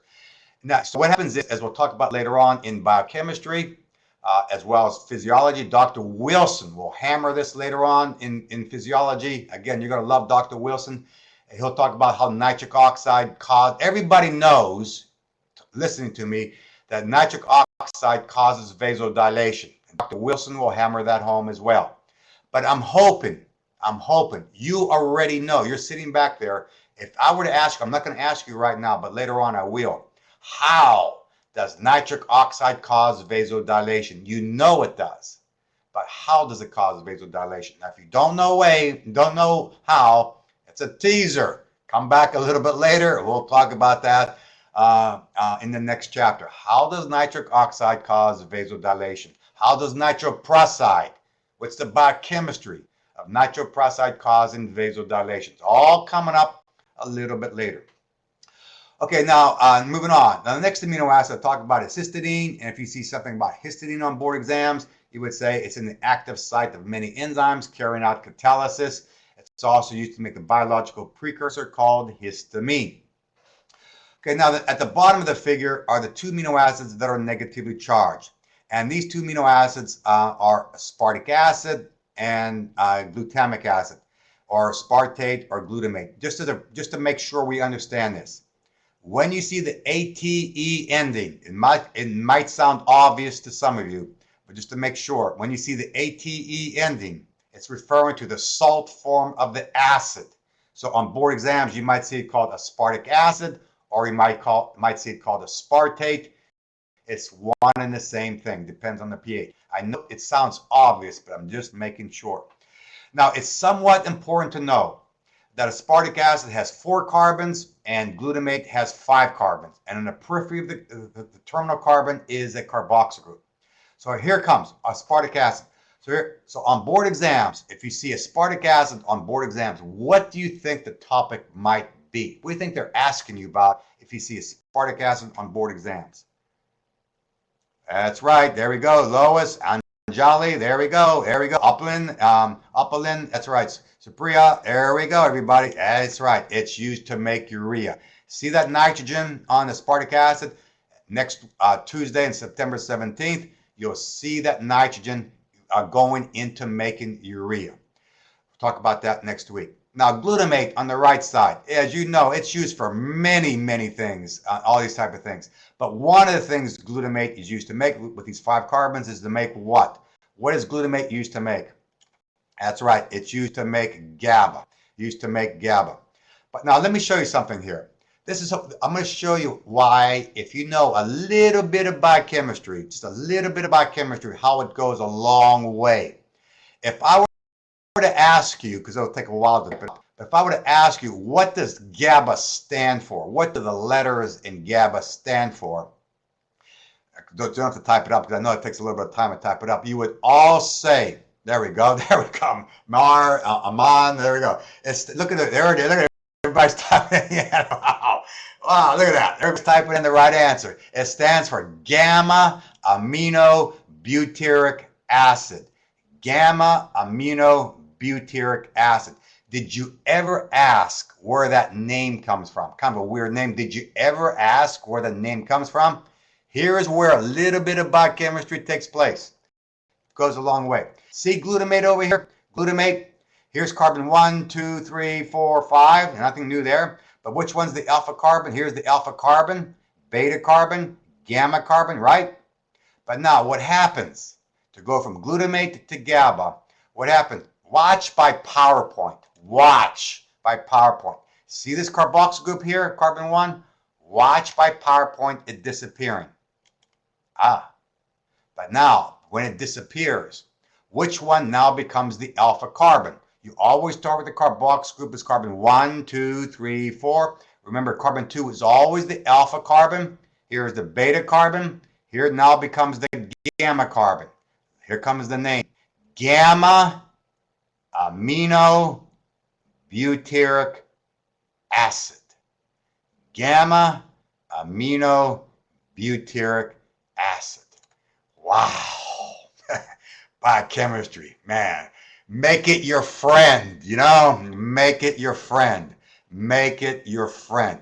Just by decarboxylation of the carbon 1, by removing the carboxyl group, now the Greek lettering system shifts to the other carbon, the other carboxyl carbon, and there it is. So if you were asked on board exams, what's the name of the enzyme that converts glutamate to GABA? It's got to be glutamate decarboxylase, right? Because you know the Greek lettering system. It's not hard. Make biochemistry your friend. Don't fear biochemistry. Don't fear it. Make it your friend. It wants to help you out. It wants to be your friend. It wants to walk with you and treat you nicely and say, please remember me, biochemistry says, because I want to help you out, as you see right here. All right. So now what's coming up next now is the next. So again, this is the gamma carbon. By removing the carboxyl group, this now becomes carbon 1, 2, 3, 4. This becomes alpha carbon, beta carbon. This is now the gamma carbon, gamma amino butyric acid. That's why the Greek lettering system is important to know for carbon, as we talked about last week. Now, the last grouping of amino acids are the ones that have polar uncharged R groups. And these 6 right here are also critical amino acids that you should know a lot about for board exams. Now, the first 2 to talk about here are serine and threonine. Now, serine and threonine, what you need to know about them, they have hydroxyl groups in the R groups. Again, don't go memorizing structures. Just know that serine and threonine have hydroxyl groups. So here comes the question. On board exams, if you see something about serine and threonine on board exams, what might be the answer? And the answer is, well, you could say O-glycosylation. That's true. But probably more important for board exams is the fact that these are targets. I mean, yeah, you could say O-glycosylation. That is true. But more than likely on board exams, if you see serine and threonine on board exams, these are targets of a class of enzymes called protein kinases, like protein kinase A, protein kinase C, protein kinase G. Now, what do those kinases do? Because the surname says kinase, it says these are enzymes that use the terminal phosphate of ATP to stick that phosphate onto what? The first word says protein. On target proteins, there are either serine or threonine, and on those serine and threonines of the target proteins, on these hydroxyl groups, that's where the phosphate group goes on to.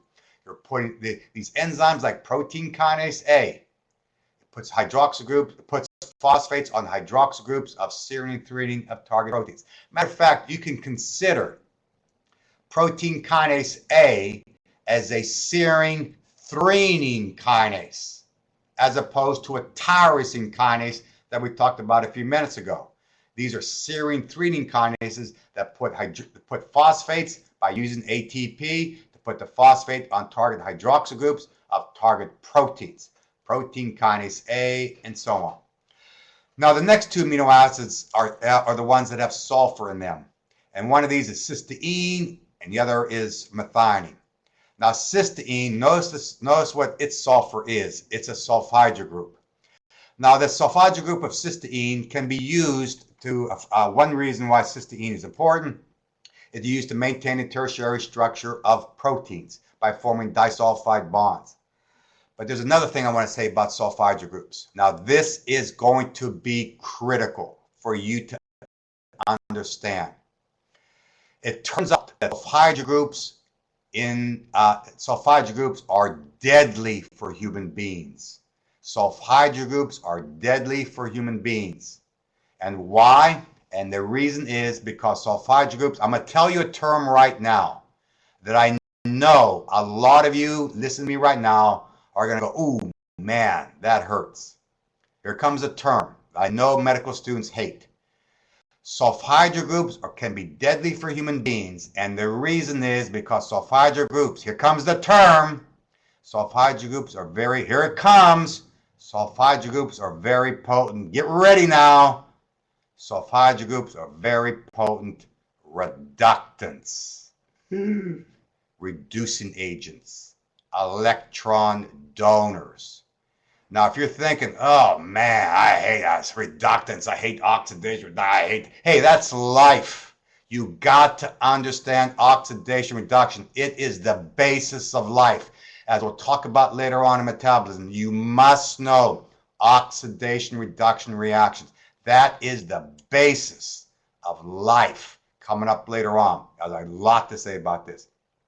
But sulfhydryl groups are very potent reductants, electron donors. Now, if you're thinking, well, so what? So what, electron donors? If you want to understand what Heinz bodies are all about, if you want to understand what deep vein thrombosis is about, if you want to understand what dislocated lenses are about, if you want to understand what cystinuria is all about, you got to know that sulfhydryl groups are very potent reductants. It is the basis of a lot of diseases out there, that sulfhydryl groups are very potent reductants. I know medical students, a lot of medical students hate chemistry, but the idea is you must understand that sulfhydryl groups are very potent reductants, the basis of a lot of diseases coming up that I will be talking about, as well as Dr. Barone will talk about later on. Now, methionine does not have a sulfhydryl group on it. It's just a sulfur with a methyl group on it. It's not a deadly molecule. Not a deadly molecule because it doesn't have a sulfhydryl group. Now, what good is methionine? Besides making proteins and things, it's used to make a substance called S-adenosylmethionine. Now, what is S-adenosylmethionine, SAM? It is a methyl donor. Many things in the human body right now, not all, but many things that have methyl groups in them. Where does the methyl group come from? Donation from S-adenosylmethionine. It's a methyl donor. Like what? To make what? To make epinephrine, for example, to make the 7-methyl G cap on messenger RNA. Remember that? The 7-methyl G cap on messenger RNA. That was co-transcriptional modification. The 7-methyl G cap on messenger RNA, co-transcriptional stuff we talked about earlier. Where did the methyl group come from? Donation from S-adenosylmethionine. Here comes the question. Get ready with the fingers. After the methyl group is donated, what is the name of this product right here? Without looking at other people's responses, what is the name of this product after the methyl group is donated? You must know the name of the product. After, not cysteine. Cysteine has 1 carbon shorter. What's the name of this product after the methyl group? There we go. There we go. The substance called homocysteine. And as you know in pathology, you should know in pathology, is that when you have elevated homocysteine in the blood, homocystinemia, that is a very bad situation in the vasculature. And why is homocysteine very bad? Because homocysteine has a sulfhydryl group hanging in the breeze.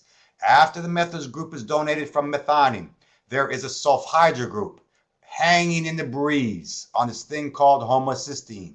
And when homocysteine is in the bloodstream, that reductant, that sulfhydryl group is going to cause a lot of problems, like dislocated lenses, deep vein thrombosis, stroke, atherosclerosis, Marfan-like habitus, joint contractures, all because sulfhydryl group is hanging in the breeze out there in the bloodstream. The basis of a lot of pathology coming up later on. You must understand sulfhydryl groups are deadly for humans. All right, now the last two amino acids to talk about are asparagine and glutamine. Now, asparagine and glutamine, on asparagine, it is what asparagine is. From the previous page, if we take aspartic acid with 4 carbons, put an amino group on the carboxyl group, it's now called asparagine. Now, let me ask this, so you get ready with the question. On board exams, if you see asparagine only, what do you think the topic is? Asparagine. We did talk about it briefly earlier, but if you see asparagine on board exams, what do you think the topic is? That's right. It is N-glycosylation. N-glycosylation. Let me ask you this. Where does N-glycosylation take place in the cell? In cell biology, where in a cell does N-glycosylation take place? That's right. It occurs in the ER. So again, that's another example of co-translational modification of proteins. They love the idea of how can you modify a protein while it's being made or after it's being made. So this is an example of putting sugars onto proteins while they're being made. And the N in N-glycosylation is this N right here. You see that nitrogen of the asparagine right there, this nitrogen? That is where a chain of sugars are added onto the asparagine in N-glycosylation. Now the last amino acid to talk about here before the break is glutamine. Now glutamine is where we take glutamate from the previous page of 5 carbons and put an amino group on the carboxyl group. And then we make glutamine as the product. Now before we talk more about glutamine, there was another molecule I want to talk about. Another molecule that we need to talk about, that you spend at least 1 lecture or more in pathology spending a lot of time talking about this molecule. And this molecule is ammonia. As you know in pathology, you spend a lot of time talking about that thing in acid-base equilibrium, this thing called ammonia. Now let me say something about ammonia. In the bigger scheme of things, what happens is when the body is starving or whatever, and you're breaking down muscle protein and you're getting glucogenic amino acids, ketogenic amino acids, and so on, what the body wants is the carbon in order to make glucose or make ketone bodies to burn to make ATP. But what happens to the amino group? The amino group has no energy. So in the bigger scheme of things, when you're breaking down proteins in muscle cells, for example, or in the liver or whatever, the body wants to dispose of the amino group because the amino group has no energy.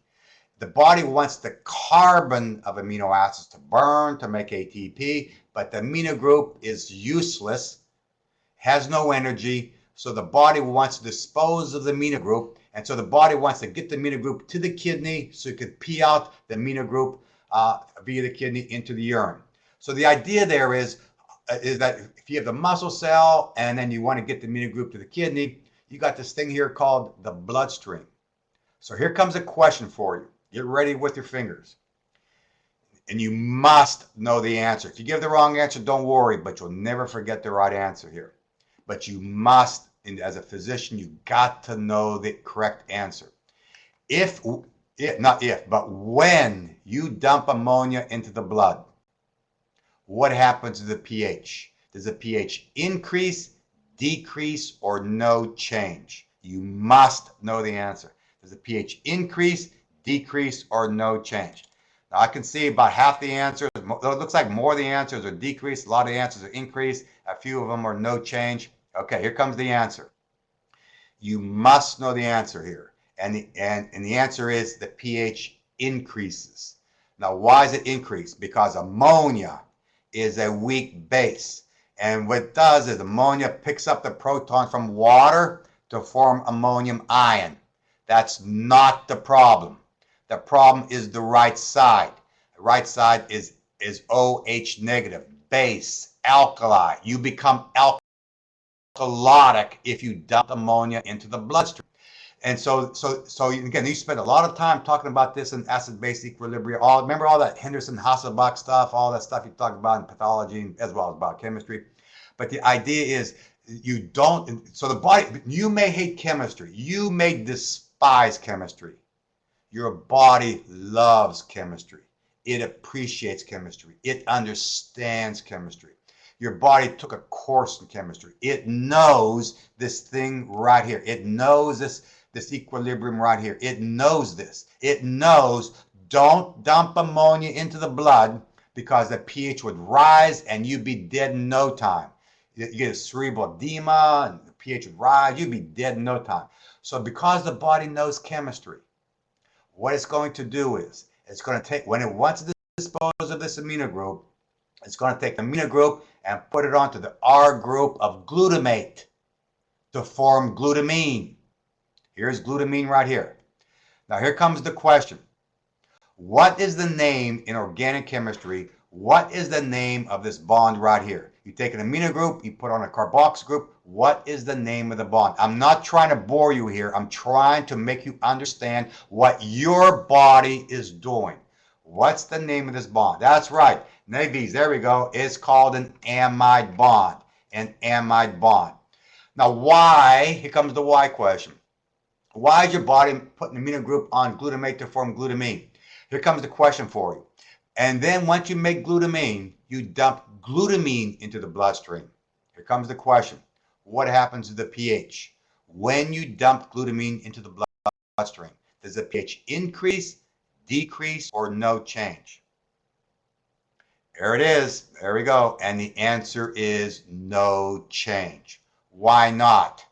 And the answer is because amide nitrogens are never, ever, ever, never, ever, never charged.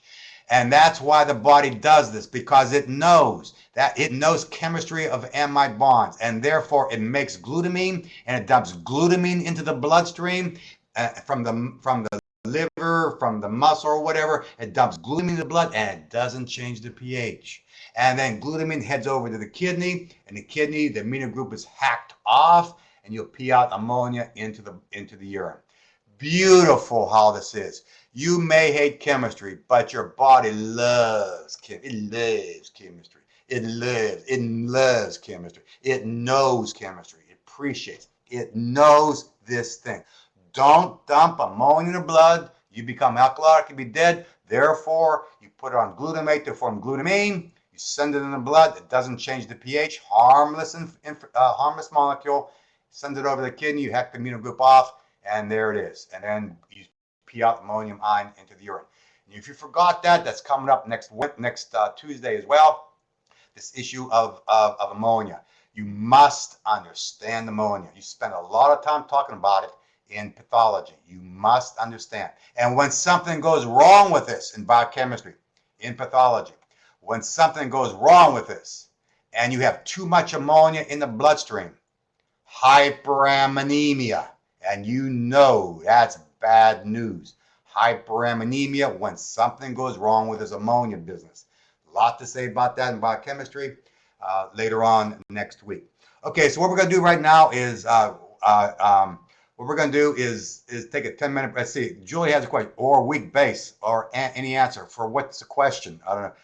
Ammonia is a weak base. By definition, base picks up protons, and therefore it picks up the proton from water to form ammonium ion. That's not the problem. The problem is the OH negative, which raises the pH. Okay, Julie? Hey, Julie, you're not yelling at me this time, right? You're not the capital letters. Yeah.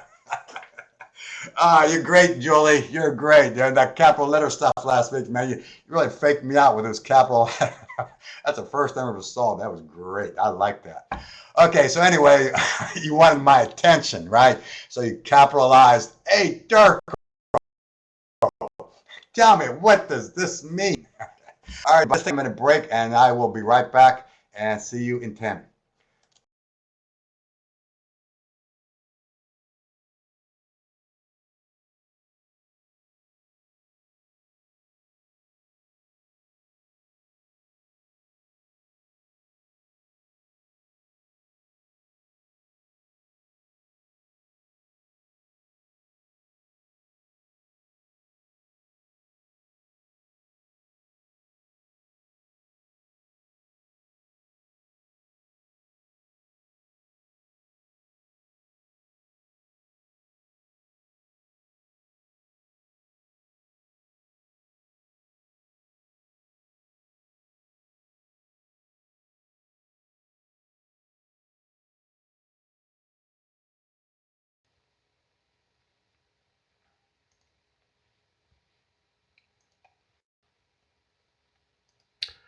Okay, everybody, welcome back for hour 3. So you can see that with these amino acids, how every single one, you gotta know roughly what it looks like because you're gonna see its importance in metabolism multiple times. There's gonna be diseases with some of these individually, then in addition, some of these are gonna be used for other things like ammonia and so on. So the very high yield stuff are the amino acids. All right, now next thing we want to talk about here and review some issues of nutrition of amino acids. And what's listed here are the essential amino acids. And what these are about, now the word essential, all 20 amino acids are required for life. But essential in nutrition means the body cannot make them. You don't have, for some amino acids, you have no biochemical way to make them. So you must get them from the diet. So the word essential means these are the amino acids you must get from the diet. Now there are some books like First Aid, and they say you can memorize the amino acids that are essential by a name of an individual, and that name is Private Tim Hall. By looking at the letters of Private Tim Hall, the letters can tell you which amino acids are essential. For example, the V in Private Tim Hall stands for valine, for example. The H stands for histidine, and so on. But let me stress, it's not that easy. It's not that easy. Because notice that the A in Private Tim Hall stands for arginine, not alanine, aspartic acid, and asparagine. It stands for arginine. And even the arginine has a little asterisk after it. You know the American way. If you see an asterisk on anything, you got to read the fine print, right? Here is the fine print. That arginine is essential only during periods of positive nitrogen balance. Now, what does that mean? All right, now, like for example, in me and you right now, in the normal adult, are you in positive nitrogen balance? I mean, are you in? What does it mean? What nitrogen balance means is the amount of nitrogen coming into your mouth right now in the form of protein or amino acids is equal to the amount of nitrogen being peed out of the body every day. You and I, as normal adults, should be in nitrogen balance. So, if I were to ask you how many amino acids are essential in me and you would say 9 amino acids, not arginine. Arginine is not essential. So therefore, in me and you, because you and I are in nitrogen balance. Okay, now the idea here is, the concept here is, why is arginine, the why question, why is arginine not essential in me and you right now? Don't you need arginine to make proteins, and don't you need arginine for nitric oxide? And so what's that telling you? I mean, why is arginine not essential? Let me see your answers here. Why is arginine not essential?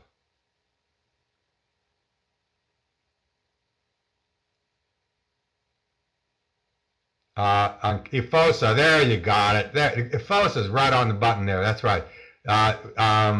Because we can make it. That's why. If you do, you need arginine every day. Why? Because you're making hair. You're making every protein. Many proteins, not all, but many proteins have arginine in them. And in addition, you need arginine for other things like, as we talked about, nitric oxide and stuff like that.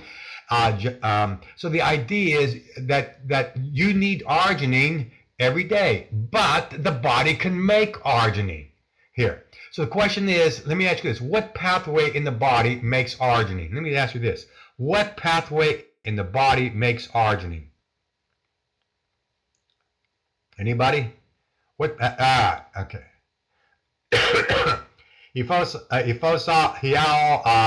Marcello, there we go. Not purines, but it is the urea cycle. The urea cycle is a cycle that makes arginine. Once we get to the urea cycle next week, I will show you where arginine is being made in the urea cycle.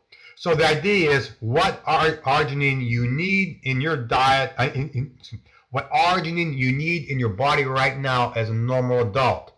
The urea cycle located in your liver right now only. It's only in your liver. The urea cycle is making sufficient amounts of arginine to supply the body's need for the arginine. So in normal adults, it is 9, not arginine. So now what about a person, but it says it's essential during periods of positive nitrogen balance. So what's the best example of a person in positive nitrogen balance? Let me see your answers. What's the best example of a person in positive nitrogen balance? That's right.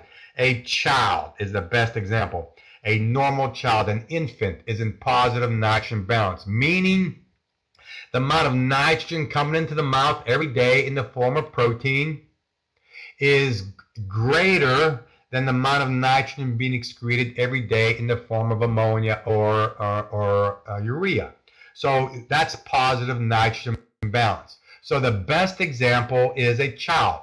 But other examples are adults recovering from surgery or in pregnancy, something like that. But the best example in board exams would be a child. Okay, and so therefore arginine is essential because they are in positive nitrogen balance.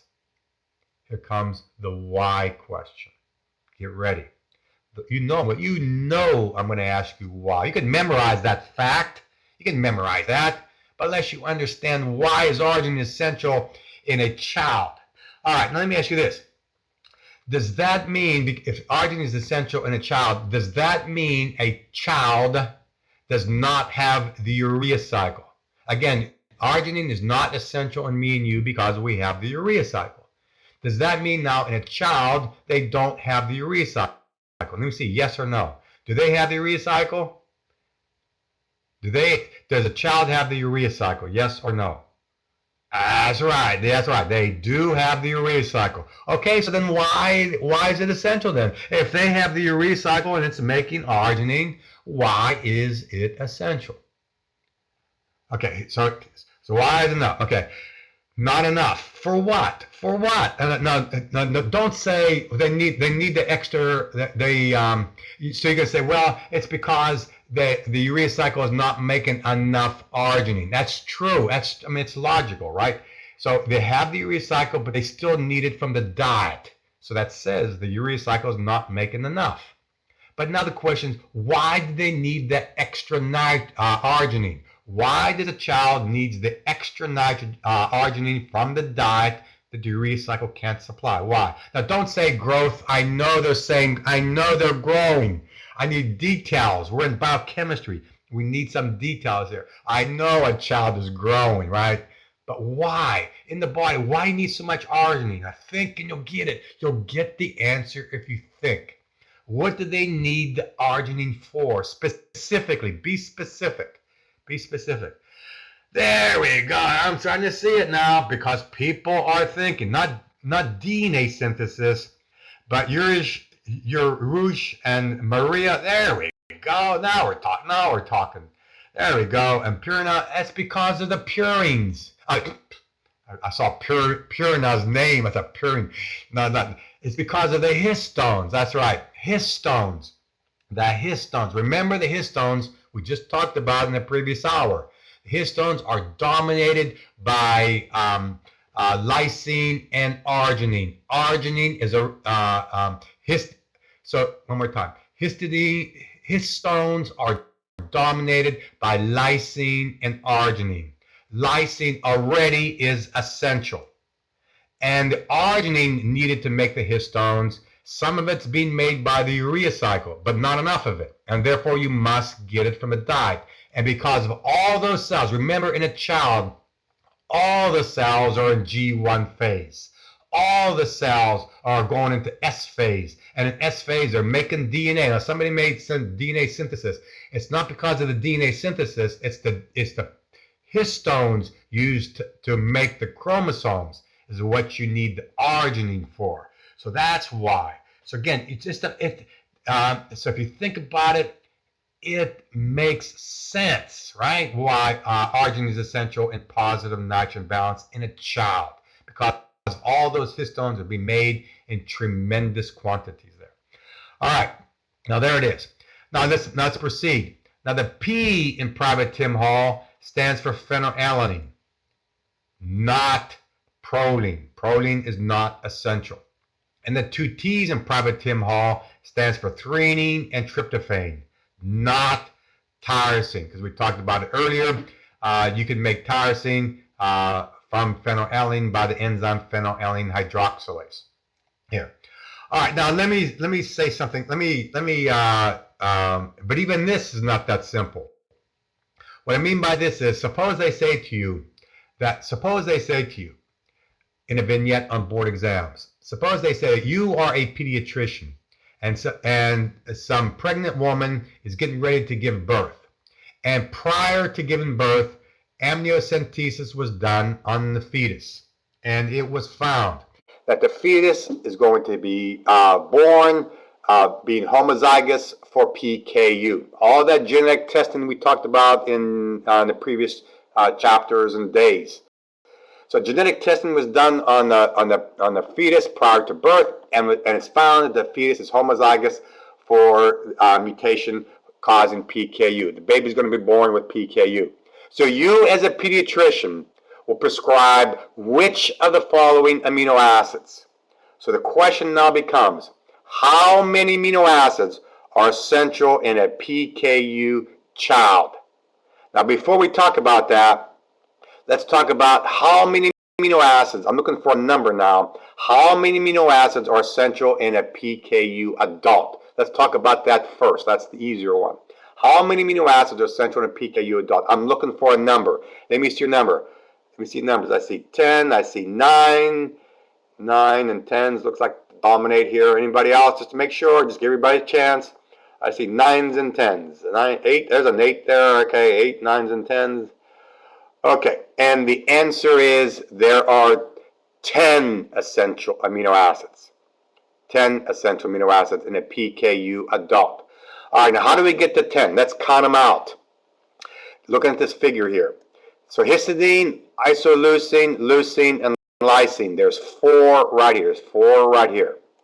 Methionine, 5. Threonine, 6. Tryptophan, 7. Valine, 8. 2 more to go. So who's the 9th one? Well, 9th one got to be tyrosine, because tyrosine cannot be made in PKU because the enzyme is defective. So tyrosine needs to be supplemented in the diet. So now that's 9. What is the 10th essential amino acid? And the answer is, that's right, and the essential amino acid is phenylalanine. So there are 10 essential amino acids, but now tyrosine becomes essential.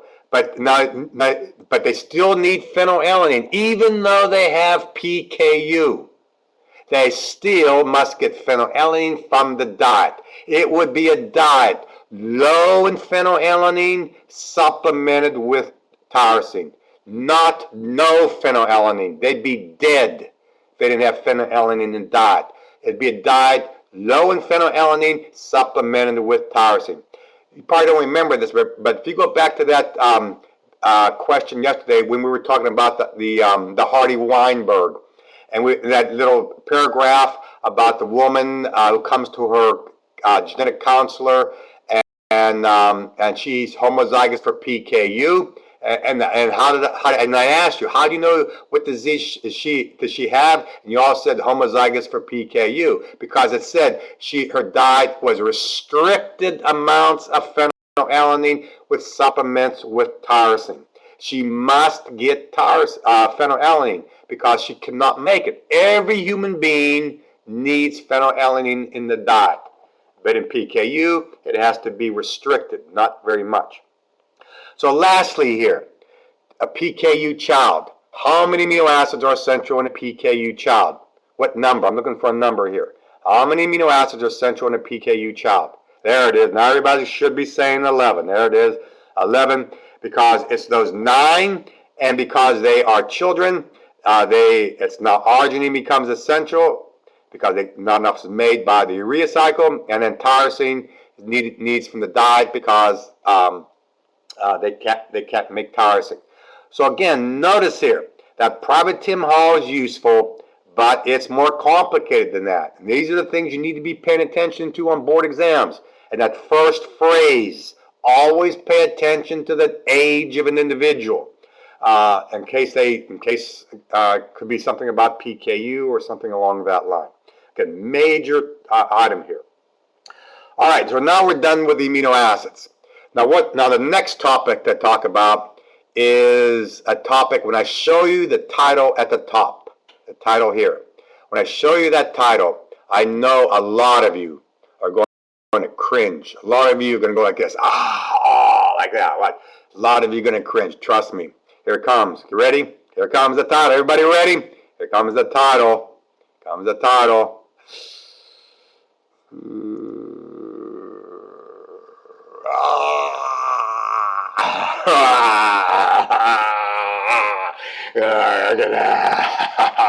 Al Bundy's saying the same thing, right? Oh, this is going to be painful. Let me stress here. This is one. Now this, by the way, this is going to take about an hour and a half or longer to go through enzyme kinetics coming up. Now I know what you're thinking, man. Now time to leave. I'll see you on Monday, type of thing. Now this is one where we gotta trust one another. You gotta trust me, and I gotta trust you. We gotta trust one another for here with this all important topic called enzyme kinetics. You gotta trust me that I won't bore you to death, and I gotta trust you that if you never understood this topic, give me a chance to explain it. Give me a chance. That's all I'm asking. Just give me a little chance to explain it. And there's going to be no mathematics. There's going to be no equations you need to know. None of that. It's all going to be concept driven. Concept driven. If you just give me a chance to explain it. And I think a lot of students hate kinetics because it was never explained properly at the medical schools or whatever. And in most places, never explained right. And they get bogged down with equations and Michaelis and this and that. I don't understand it. No, I hate it.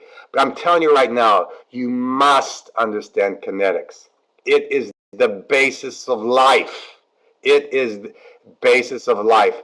It is the basis not only of life, but in terms of your medical career, it's the basis of physiology, endocrinology. It's the basis of pathology. It's the basis of pharmacology. All those 3 P's is enzyme kinetics. If you understand kinetics, the basics of it, the concepts, the fundamentals, that's all I'm asking, you'll understand.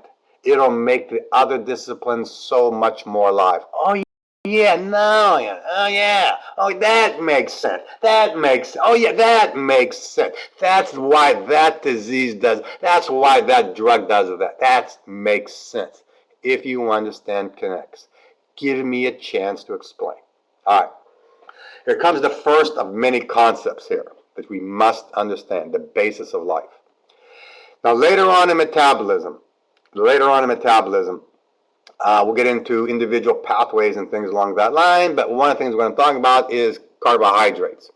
And so the idea is that if you eat a high carbohydrate meal, if you just go out and eat a donut right now, if you eat a donut, what's going to happen is all the glucose in that donut will enter every cell in the human body. And when glucose enters every cell in the human body, you have enzymes in glycolysis and the Krebs cycle and so on that are going to remove the high energy electrons of the glucose and burn that glucose all the way to CO2 and water. So you make 6 CO2s in water. Now, and why? Because you have enzymes to do that. Okay, to just burn all the way to CO2 and water. And the amount of energy that was in that glucose is a staggering number, a number you don't have to know. But the amount of energy in that glucose is a staggering 686 kilocalories per mole. So it's a lot of energy, a number you don't have to know, but it's minus 686 kilocalories per mole of that energy that was in that glucose that was removed from the glucose to generate that CO2 and water. All right, now, why was I able to do that? Because I took that glucose the donut, and then the glucose enters every cell in my body, and I got enzymes that then plucked out the high energy electrons. All right, now here comes the question for you. I'm looking for a yes or no answer. Don't look at other people's responses first. Put your response in, then look, and if you give the wrong answer, don't worry. You're among friends. Don't be embarrassed. We're not. I'm just trying to get you to think. Active learning. Think. Here comes the question. If I took the same donut with all that glucose in it, instead of eating it, if I took the same donut and put it on this table to which my laptop is sitting on and stood back, in the absence of enzymes, would that glucose ever go to CO2 in the water? Don't go looking at other people's responses. Don't look in your book. Just think. If I took the same donut and put it in on the table, in the absence of enzymes, would that glucose ever go to CO2 in water? And I see yeses and I see nos. And the answer is, here comes the answer, and the answer is yes, it would go to CO2 in water. It might take a day to go to CO2 in water. It might take a year to go to CO2 in water. It might take a decade to go to CO2 in water. It might take a century to go to CO2 in water. It might take a millennium to go to CO2 in water. But it will go to CO2 in water. Why? Because the delta G is less than 0. When the delta G is less than 0, like you see right here, when the delta G is less than 0, it says it will happen. It's not saying how long it takes. This number does not say how long it's taken. It says it will happen. That glucose will go to CO2 in the water, and you will lose that energy. It might take a millennium to do that, but it will happen. When a delta G is greater than 0, it means it will never happen unless you add energy. When delta G is equal to 0, it's in equilibrium. That's not important. This is the important feature. When a delta G is less than 0, it will happen. And that's not affected by enzymes. Enzymes, let me straighten it out as crystal clear as I can. Enzymes and delta G, you never use them in the same sentence. They have nothing, absolutely nothing to do with each other. The delta G is not affected by enzymes. Nothing at all. They never use them in the same sentence. Okay, now here comes part of the bigger picture then. Then why? The why question.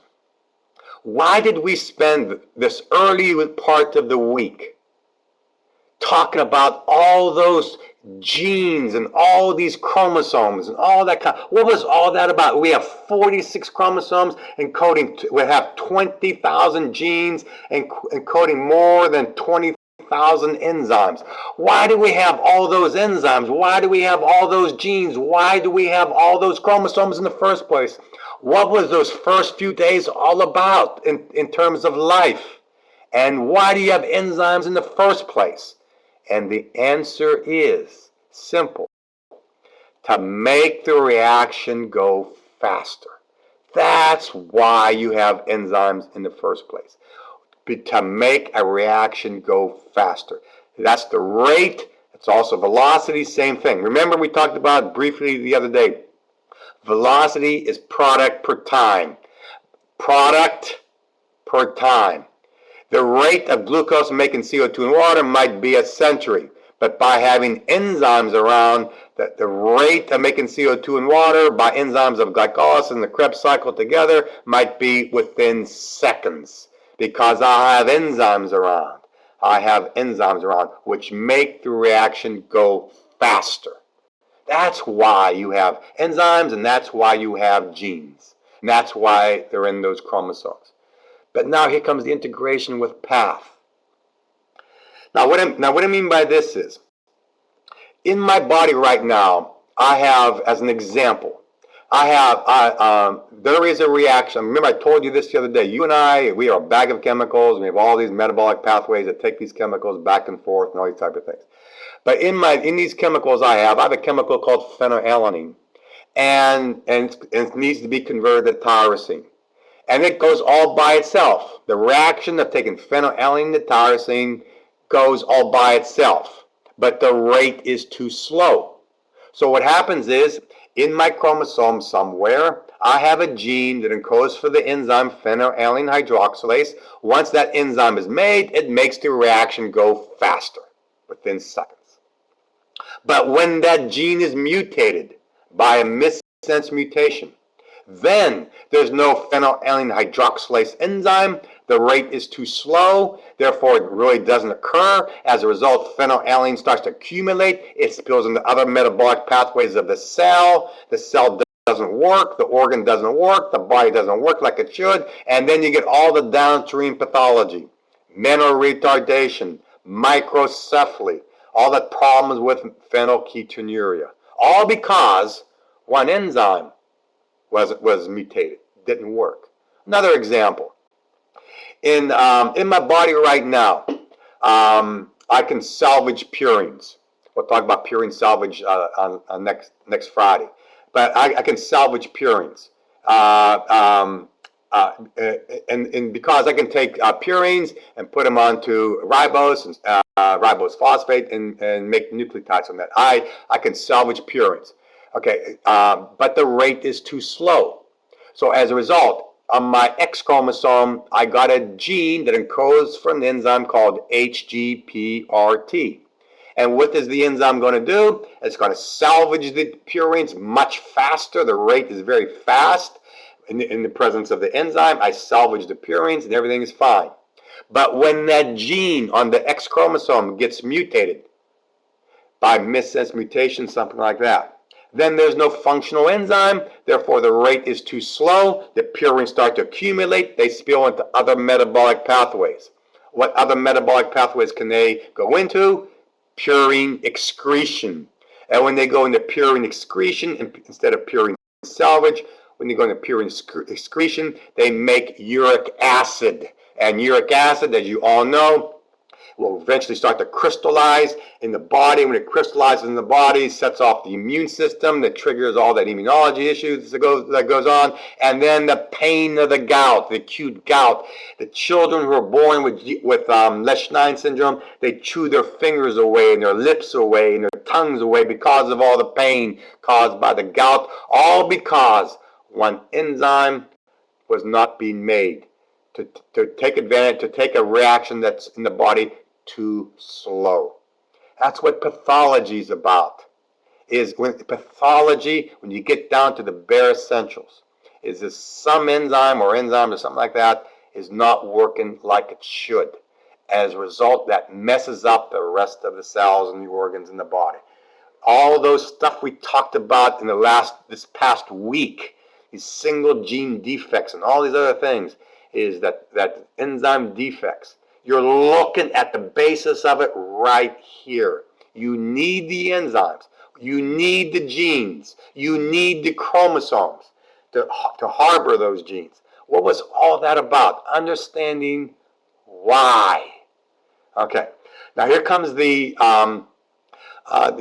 topic here is the next part here. I'll keep it simple. Is in case the National Board asks you, well, what does an enzyme do in an enzyme catalyzed reaction to make the reaction go faster? I mean, here's a reaction, phenylalanine to tyrosine, and that's slow reaction, but now I add the enzyme phenylalanine hydroxylase, and now the reaction goes fast. Well, what did the enzyme do to make it go faster? All you got to do is answer by saying, what an enzyme does, it just underline it right here. It again, it's product per time. What it's doing is it's decreasing the energy of activation called delta G star. That's what an enzyme does. Just highlight this part here. This is what an enzyme does to make a reaction go faster. It decreases the energy of activation called delta G star. Now you're going to ask, well, what does that mean? Okay, I know you're anticipating that. All right, now as simple as I can state, delta G star. I want to stress, delta G star is not the same as delta G. These are two different things. What happens is, delta G star is the energy of the environment. Look in your room right now, wherever you're located. In your room right now, there's energy. Energy from the sun, energy from the computer, energy from your body temperature or whatever, energy from the lights. In your room right now, there's energy in the environment. That is called delta G star. And now when the substrate has its own energy, its inherent energy. Glucose has energy in it, and that's called delta G, the energy within the glucose. Now, for the glucose or any other molecule to give up its energy, the delta G, the substrate must acquire a little bit of energy from the environment called delta G star.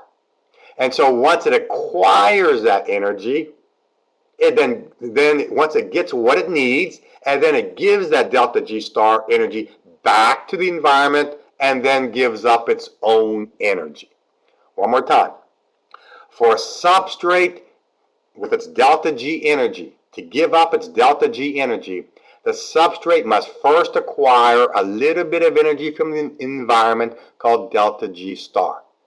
Once it acquires it, how long it takes to acquire it could take a while, but once it acquires that energy, and then he says, okay, thank you for it, it gives it back, and then it gives up its own energy. And what an enzyme does, it just lowers how much energy from the environment a substrate must acquire. By lowering the amount of delta G star energy, by lowering it, the reaction goes faster. That's all an enzyme does. It just lowers the energy of activation. Here. All right. Now, I was trying to think, I want students to understand this concept. I was trying to think, what is the best way, by analogy, for students to understand this? And the best way for a student to try to understand this is this. Okay, so again, we're trying to understand the lowering of the energy of activation. What does that mean? Now, to try to make this as clear as I can. Suppose, now everybody looking at me right now, if I were to ask you that the material in this can, the gasoline in this can, as you all know, that gasoline has tremendous amount of energy in it, right? It has tremendous amount of energy in it. For that stuff, the gasoline in that can, to give up its energy, it has to acquire energy from the environment called delta G star. Like delta G star, like what? What kind of energy does it need to give up its own energy? Well, delta energy from the environment would be something like this, like a torch. So if I took this torch, that's the delta G star, the energy from the environment. If I took this torch and give it to this can of gasoline, what's going to happen? Yeah, what's going to happen is the gasoline now takes up the energy from the environment, and then it says, okay, thank you for it, and then it gives up its own energy in some massive explosion, right? So again, so that's delta G star. That's what it's doing. Now, what an enzyme does, it says, well, instead of the need of a torch, why not lower it to be a spark? And then it still set off the same reaction and give up the same energy. There it is right there. That's what an enzyme does. It lowers the amount of energy from the environment. Does that make sense? Does that make sense? Are you having a mental block, or are you, oh, this is too hard for me to understand? Okay, all right, are you with me? Okay, everybody with me so far? Okay, good, all right. So again, don't get bogged down in your book. You see graphs and things. Oh, forget about it. Just understand the concepts here. All right, now continuing on here. All right, now what's coming up next is, don't go panicking. Again, don't go panicking when you see the next figure here. Don't go panicking. Don't go panicking, okay? Here it comes. Don't go panicking. You trust, you told me you trust me. You told me you trust me. Don't go panicking. Trust me. Okay, here it comes. Don't go panicking. I told you no math. I told you nothing, no equations you gotta know. Trust me. Okay, now what you see at the top of the figure is an English sentence. And what it says is how fast a reaction occurs. That's the rate. How fast a reaction occurs depends on two things. How much enzyme is around and how much substrate's around. One more time. How fast the reaction takes place depends on two things. How much enzymes around and how much substrate's around. So what these guys, Michaelis Menten, did, they took that English sentence and they rearranged it in some formula that looks like this. Don't worry about the equation. Don't worry about it. I'm just showing you here how the rate, that's velocity, depends on two things: how much enzymes around and how much substrates around. And then they rearranged it to be this. Forget about all that. That's not important. It's the concepts that's important. Now, based on this English sentence right here comes another concept. And be ready for a lot of endocrinology here. The basis of endocrinology. But the idea here is this concept. Suppose we have a substrate. We have an enzyme around and it's making a product. And suppose we have 1,000 substrates. And suppose they tell you on board exams or whatever that the rate, the Vmax, product per time, this single enzyme is doing, it's making 10 products per minute. That's its rate, that's its velocity. So this one enzyme is making 10 products per minute. Okay, here comes the question for you. I'm looking for a yes or no answer. If I wanted to make 20 products per minute, could I do that by doubling the amount of substrate? If I double the amount of substrate, am I now making 20 products per minute? Yes or no? If I double the amount of substrate, am I now making 20 products per minute? And the answer is no. Why? Because the enzyme can only make 10 products per minute. If I triple the amount of substrate, the enzyme can only make 10 products per minute. If I have 1,000,000 substrates, the enzyme can only make 10 products per minute. If I have a gazillion substrates, the enzyme can only make 10 products per minute. If I want to make 20 products per minute, what do I have to do? Let me see your answer. If I want to make 20 products per minute, what do I have to do? There you go. You're thinking. You double the amount of enzyme. If I double the amount of enzyme, I'm now doubling the amount. I'm now making 20 products per minute. If I triple the amount of enzyme, I'm now making 30 products per minute. So in other words, if you want to increase the velocity, you change the number of enzymes. One more time. If you want to change the product per time, velocity, you change the number of enzymes. Now see this this statement right here. This statement right here is the basis of all of endocrinology. All of endocrinology, all the stuff that Dr. Wilson talked about, all those hormones and things and so on, it is right here, is right there. The basis of it is right there. Let me illustrate so you believe me by illustrating this. As an example, if at the break coming up shortly, if at the break coming up, if I were going to eat a donut, man, wouldn't that sound good right now? If I was going to eat a donut, what's going to happen is my blood glucose eventually will start to rise. We'll get into the biochemistry of that later on. How does the body respond? Well, the body responds by sending out some hormone in endocrinology called insulin.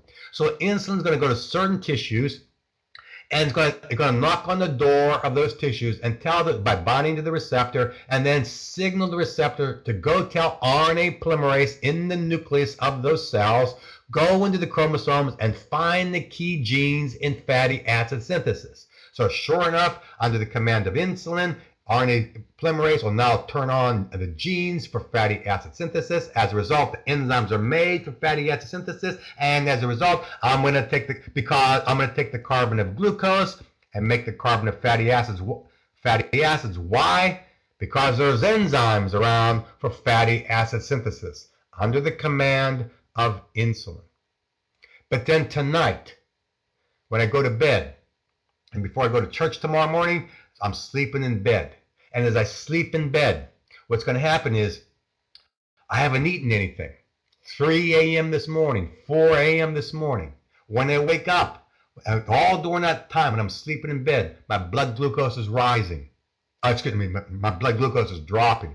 Because my blood glucose is dropping, am I making any fatty acids? No. Why not? Because there's no insulin around. If there's no insulin around, there's not going to be any more fatty acid synthesis enzymes being made. And if there's no enzymes around, I'm not making fatty acids because there's no insulin around. But what am I doing in the middle of the night? Because the blood glucose is dropping, I'm secreting another hormone called glucagon, or I may be secreting cortisol, or if I'm running other hormones as well. But the idea is when I'm sleeping in bed and the blood glucose is dropping, I'm secreting glucagon and cortisol. What are they going to do? They're going to go to the liver and knock on the door of the liver because they come in and then they're going to turn on a key gene in the pathway of gluconeogenesis. And by turning on that gene, I'm now going to make glucose. Why? There's enzymes around. Why? Because genes were turned on under the command of the hormones. Now, if you forgot that, that was page 78 in the book. So how you're changing the number of enzymes because there's hormones around. Because now you're making glucose when you're sleeping in bed.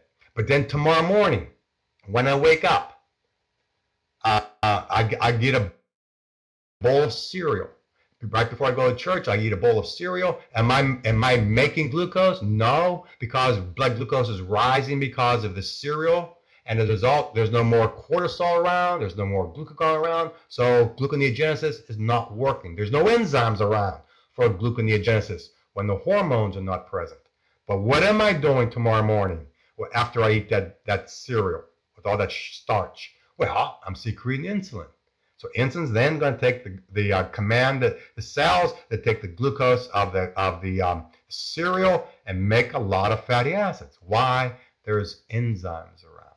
It's incredible how the body manipulates, changes the number of enzymes of the pathways, and it's being done at the hormonal. A lot of these are being done at the hormonal level.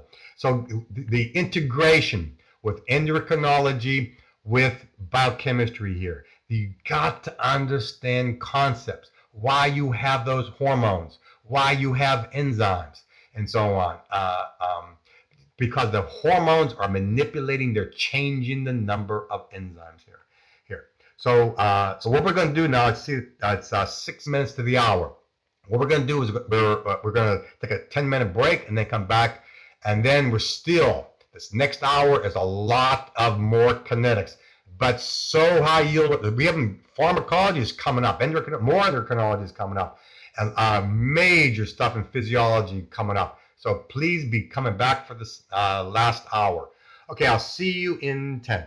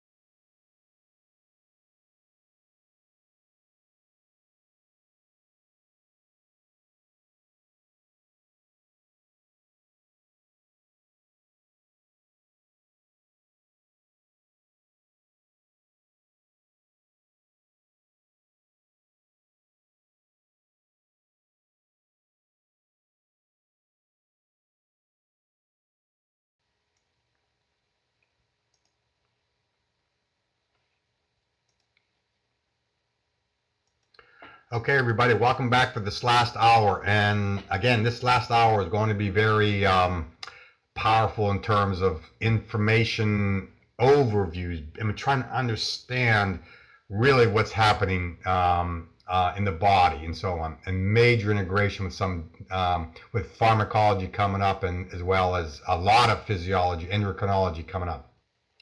Okay, so hopefully you understand this so far, the concept of the Vmax and the velocity, the product per time. Don't make life simple. Don't make life overly complicated. Just know the velocity means product per time.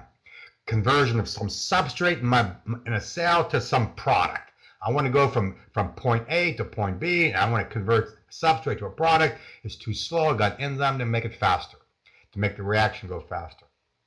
All right, now what's coming up next is another term that we need to talk about, that pharmacologists spend a lot of time talking about, and that's a term called Km. Okay, now this Km, don't get bogged down. I'll tell you what's coming up here.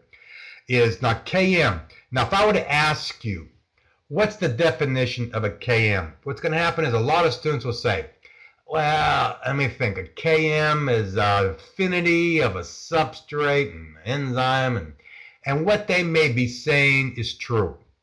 And all this blah, blah, blah. But make it simple. All you got to say is, if I ask you, what is the definition of a Km? You answer by saying a Km is a substrate concentration.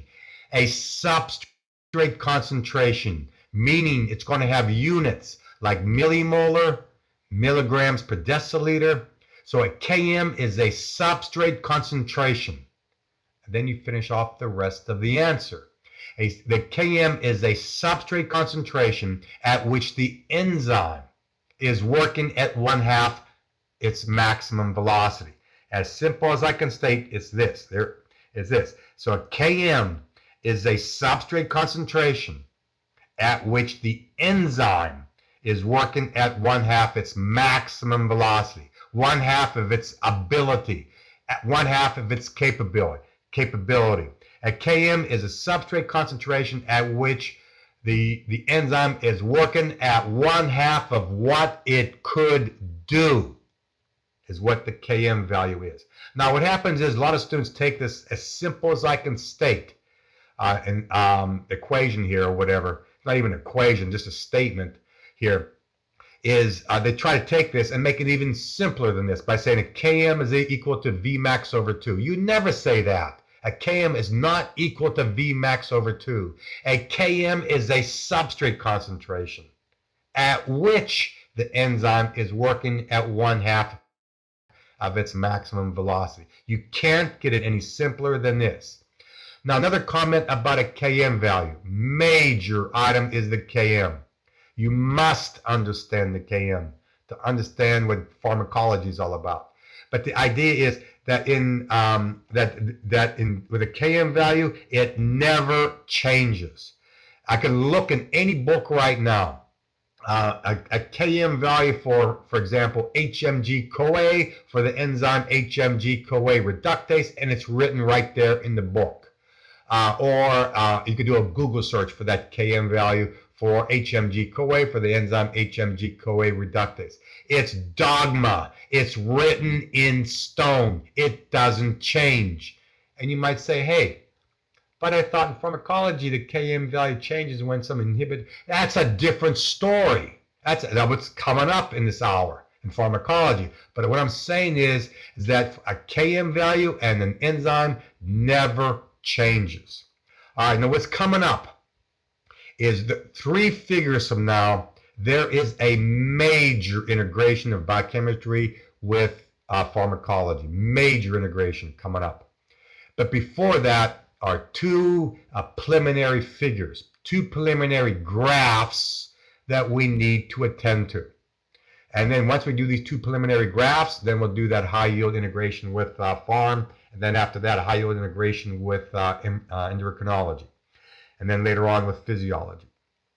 All right, now this first of the 2 preliminary graphs, it's called a saturation plot.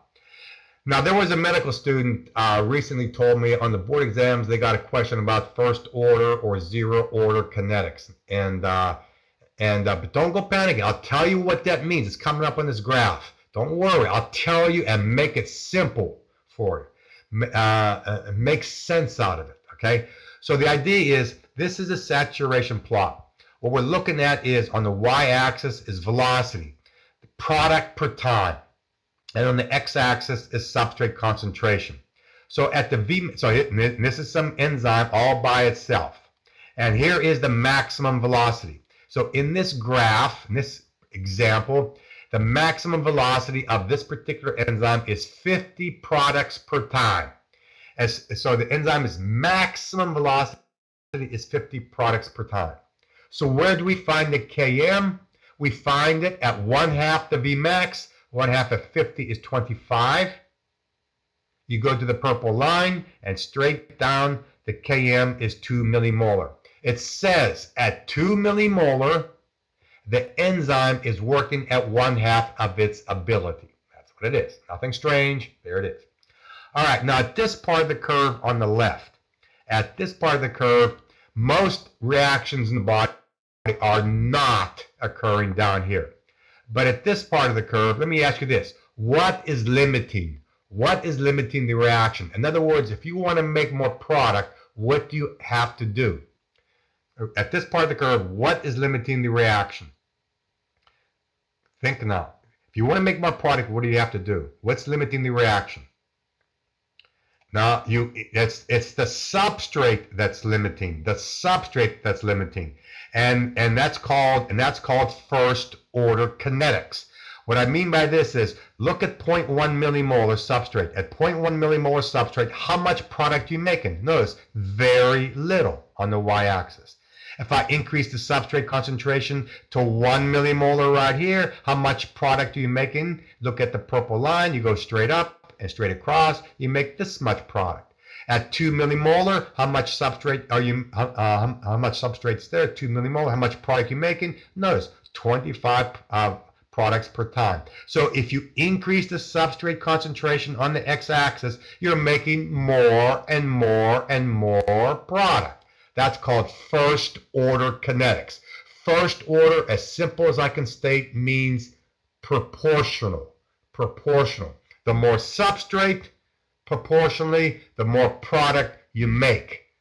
As simple as I can state. First order kinetics means proportional. The more substrate, proportionally, the more product you make. But most reactions do not work down here in your body. Most reactions in your body work at this part of the curve. At this part of the curve.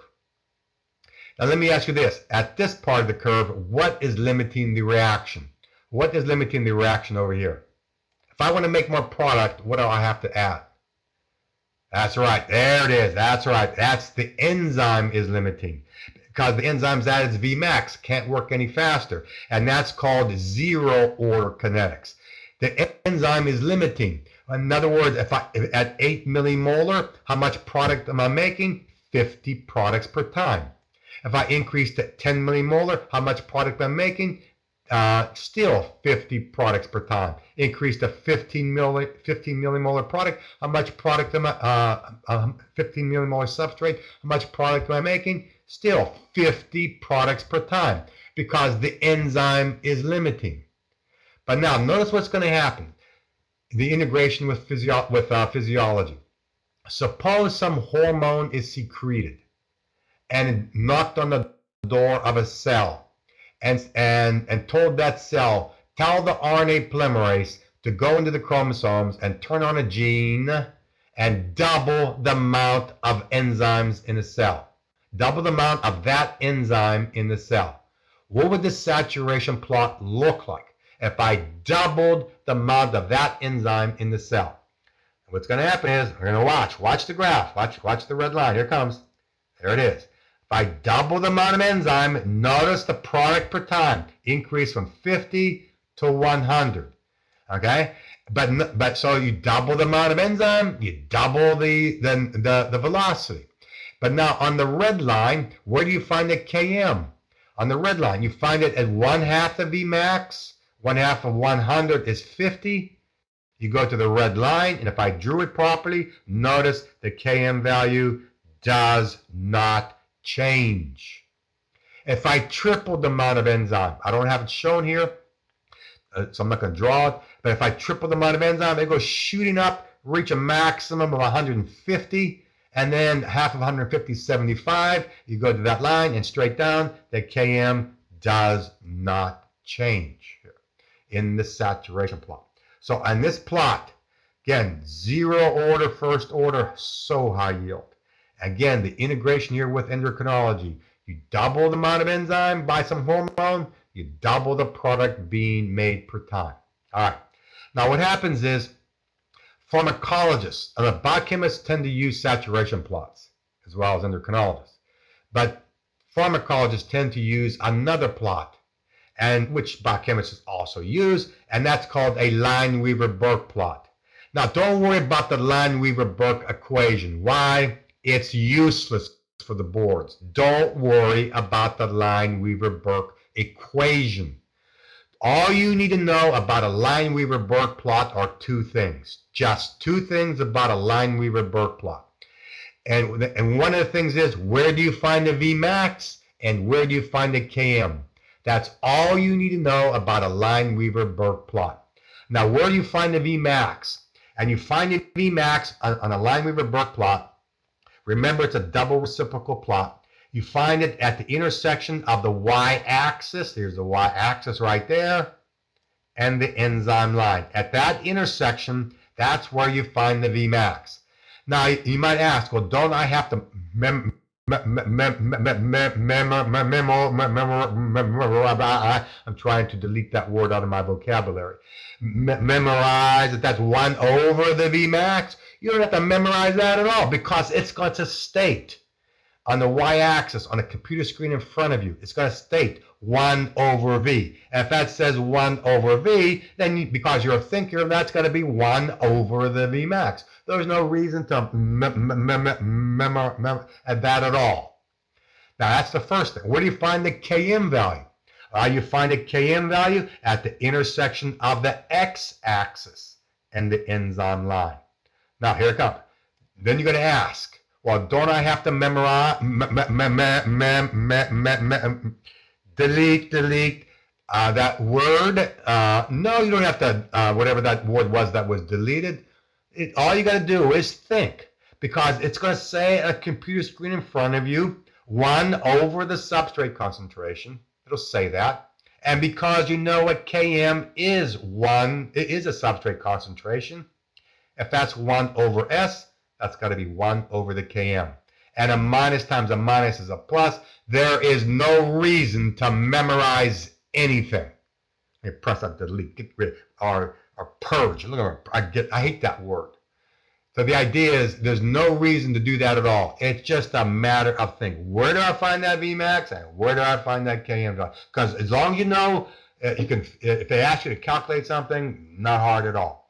Now, why is it so important to know where you find the Km and where you find the Vmax? Because of this all-important integration coming up next with pharm and biochemistry. And that is this issue of all these drugs and so on. These competitive and non-competitive inhibitors. And I'm going to make it simple, as simple as I can. As long as you're paying attention, this is going to be simple stuff. And look, notice there's been no mathematics, there's been no equations you have to know, none of that kind of. It's all concepts. Now, on the upper right-hand part of the page, what I'm going to do is I'm going to construct a very simple table. If you could just remember this table, it goes a long way. Now, here is this table. This is drugs in the, that affect the Km or the Vmax relative to competitive or non-competitive inhibitors or drugs in pharmacology. All you need to know is when a competitive inhibitor is added to an enzyme, what happens to the Km value? It changes. And what happens to the Vmax value? There is no change. Now you might ask, well, don't you have to know, did the Km increase or decrease when the drug was added? No. Just know, did the Km change and the Vmax no change? that drug must be, if that's what happened, the drug must be a competitive inhibitor. Or the non-competitive inhibitor, it's just the reverse. The Km doesn't change and the Vmax changes here. Now the important feature on the left side, if you could just remember this table, and you're going to see how valuable it is here. Now on the left side, suppose they say to you, this is a Lineweaver-Burke plot of an enzyme in the blue, all by itself.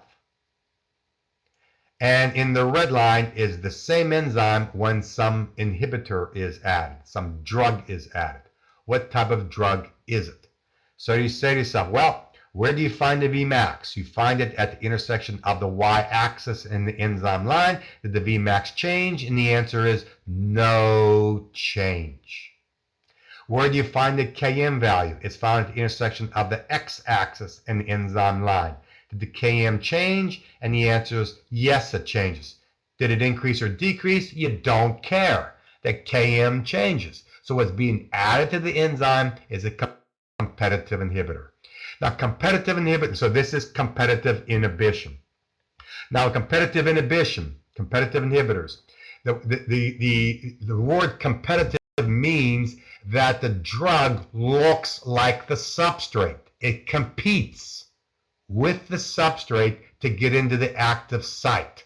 And so it's because it's affecting the active site, getting into the active site, that's why the Km changes, but you can overwhelm the inhibitor by adding more substrate. That's why the Vmax doesn't change. Now if that doesn't, if that's not that familiar with you, don't worry about that. What I worry about is you knowing this. Did the Km change and the Vmax no change? What's being added is a competitive inhibitor. Competitive inhibitors look like the substrate here, and they compete to get into the active site of the enzyme with the substrate. That's why they're called competitive inhibitors. Now on board exams, it is unlikely for them to ask you a straightforward biochemistry question along this line. Unlikely to do that. Now, but you can imagine remember way back in medical school when you were taking biochemistry and your instructor was talking about kinetics and so on, and he or she was talking about Michaelis-Menten equations and they're deriving the equations, and you were sitting in the back of the room and you were bored stiff and all this stuff. You were all bored and all this kind of stuff, and then you were probably reading a newspaper or texting your friends or whatever and not paying attention. And then after class was over, you're walking out and then you're laughing at the instructor and all this kind of stuff, and some of your classmates are probably flipping him the bird and things like that. And your instructor saw you, your biochemistry instructor saw you doing that. So what happens is, this is how now the National Board gets back to you. Because you can imagine, how are questions designed for the boards? Because how they designed this, that there's a room where people sit and there'll be a biochemist there, a pharmacologist, a pathologist, immunologist, all sitting in this room. They're trying to think up of questions for the boards. So some biochemistry person says, you know, I want to ask a question about kinetics, because when I was talking about kinetics, my students were laughing at me. So I want to stick it to them and ask a kinetic question. And some pharmacology person in the room will say, yeah, that's right. When I was talking about kinetics too, they were laughing at me too. So let's ask some kinetic question about some drug and stuff like that. And then some micro person is going to say, yeah, that's right. When I was talking about some drug or whatever, some microbe, whatever, they were laughing at me too. And so let's ask some question about some kinetic issue about some drug and some microbe. That's how they do it on the national boards. Because what they might do is this. Here it comes. They might say to you, this is a Lineweaver-Burke plot of a very important enzyme in virology, in the blue line, called the influenza neuraminidase. And in the red line is influenza neuraminidase in the presence of oseltamivir. What type of drug is oseltamivir, also known as Tamiflu?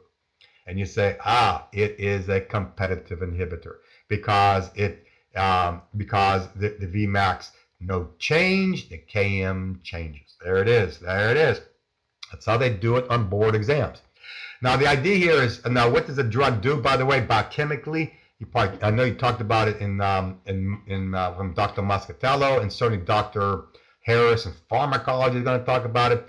But the idea, the concept is, well, by the way, what does a neuraminidase do? Let me ask you this. That's right. I was just going to ask you, what does neuraminidase do in influenza?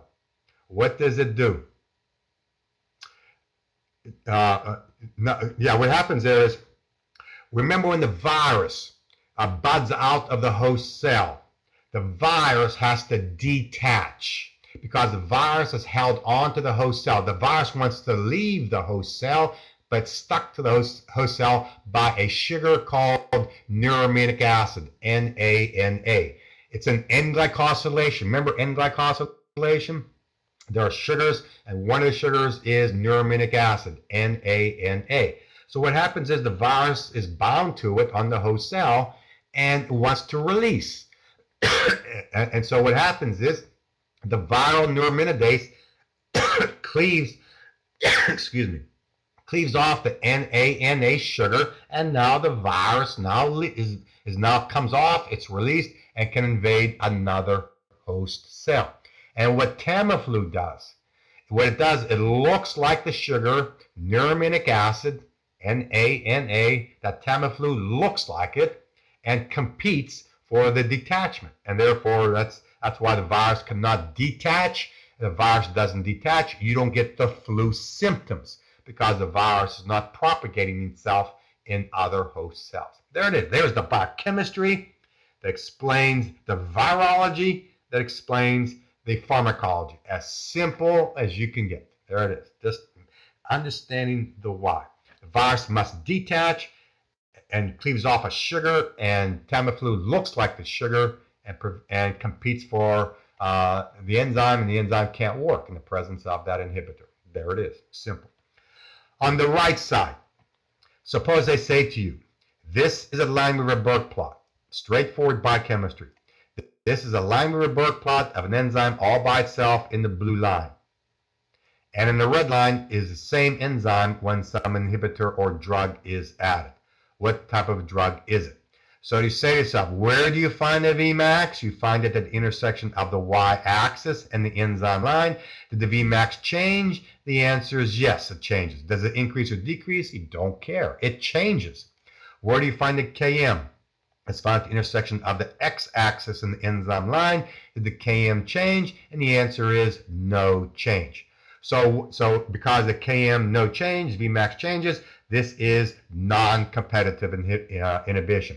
A non-competitive inhibitor was added. Now, non-competitive inhibitors do not look like the substrate. They bind somewhere else on the enzyme, another site on the enzyme. They don't get into the active site. They bind somewhere else on the enzyme and prevent the enzyme from working. That's why the Vmax changes. And because they don't get into the active site, there's no competition. The substrate easily gets into the active site, but can't be converted to the product because the enzyme can't work in the presence of the inhibitor. That's why the Km no change. Now, again, it's unlikely for them to ask you a straightforward biochemistry question on board exams. More than likely, they're going to do this in the context of pharmacology. Here it comes. Because what they might do is, they might say to you, this is a Langmuir-Burke plot of a very important enzyme in pharmacology called the cyclooxygenase. And in the red line is cyclooxygenase in the presence of aspirin. What type of drug is aspirin? And because the Vmax changes and the Km no change, aspirin is a non-competitive inhibitor. It binds somewhere else on the enzyme and modifies the enzyme. I would not be concerned, is it irreversible, revert? Don't worry about that. You're overcomplicating things. Just understand the concepts and the basics, and you'll do fine. So aspirin binds somewhere else in the enzyme, modifies the enzyme, and cyclooxygenase doesn't work, and therefore it's a non-competitive inhibitor. Look how simple this stuff is, right? Just as long as you know this table. Now, let me say something here. If this table is still too hard to remember, if this table is still too hard, is there an easier way to remember this? And the answer is yes. And all you got to do is look over here on the left side. Notice here, with competitive inhibitors, notice that the lines cross. With non-competitive inhibitors, notice the lines no crossing. I can't make it any easier than this. This is as easy as I can make it. Right there. That's right. As easy as that is. And so, and we're going to practice this later on in metabolism next week. From time to time, we'll talk about some major enzyme, and that's a target of some drug, and I'll show you a line mover Burke plot. And I'll say, this is the enzyme all by itself. This is the enzyme in the presence of the drug. What type of drug is it? And you're going to tell me immediately. You're going to say it's non-competitive, competitive. You'll see enzyme kinetics. It is a piece of cake. It is easy stuff here. These where the lines cross or no cross here. All right, now what's coming up next here is again kinetics. I'm telling you, don't have that mental block. Kinetics it's the basis of life. Now we're still not done with kinetics. We still got a ways to go with kinetics here. So what we did here is an integration of biochemistry with pharm. Now the next issue is an integration of biochemistry with more endocrinology. Now what I mean by this is on board exams, if you see a line mover Burke plot where the lines don't cross, no cross, do not automatically think it's a pharmacology integration question. It may have nothing to do with pharmacology, but everything to do with physiology. So one more time. If you see a line mover Burke plot where the lines don't cross, it could be due to pharmacology, it could be due, and therefore be a non-competitive inhibitor. But if you see where the lines don't cross, then you say to yourself, well, it also could be a question that deals with endocrinology here because of hormones. Now, what I mean by this is here's where a line mover Burke plot where the lines don't cross. Okay, but it has nothing to do with pharm, nothing to do with drugs. So the idea is, again, what they might say to you, this is a line mover Burke plot of an enzyme all by itself. And then some hormone was secreted, like a cortisol or testosterone or estrogen or whatever, and then it went to a certain cell type, and then bound to the zinc finger receptor, we talked about the other day, and then bound to the enhancer, and then RNA polymerase comes in, and then it increased the number of enzymes, and as a result, then that's now shown in the red when more enzyme is around. Okay, now, and so notice here, the velocity increases here. The velocity is increasing. Remember that statement earlier? If you want to change the Vmax, you change the number of enzymes. And that's what's happening. By having more enzymes around, you're increasing velocity. Increasing velocity. Now somebody's going to say, but the line is going down. Why isn't it decreasing? Because it's a double reciprocal plot. Remember what double reciprocal plots? Going from top to bottom. Top to bottom in a double reciprocal plot, you're increasing velocity. This is a smaller value here compared to there in terms of the velocity. So you're increasing velocity. The Km stays the same, but you're increasing velocity. Remember a couple figures ago when I showed you the saturation plot. Remember the saturation plot? And I said we double the amount of enzymes in the red line. Remember that? And the velocity doubled to 100. The Km stays the same.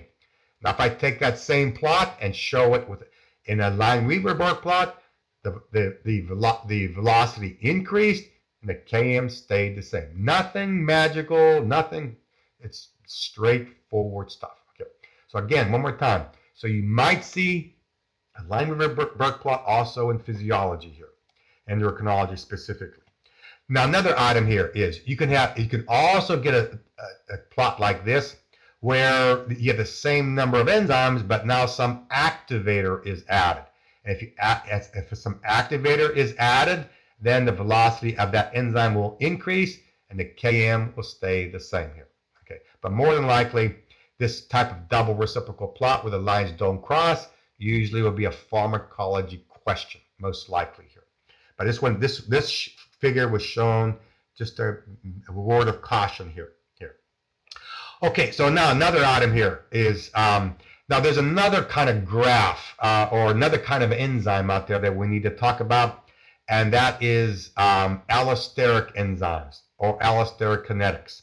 Now what this is about is this is where we have a saturation plot where there's an S-shaped velocity versus substrate concentration curve, a substrate curve.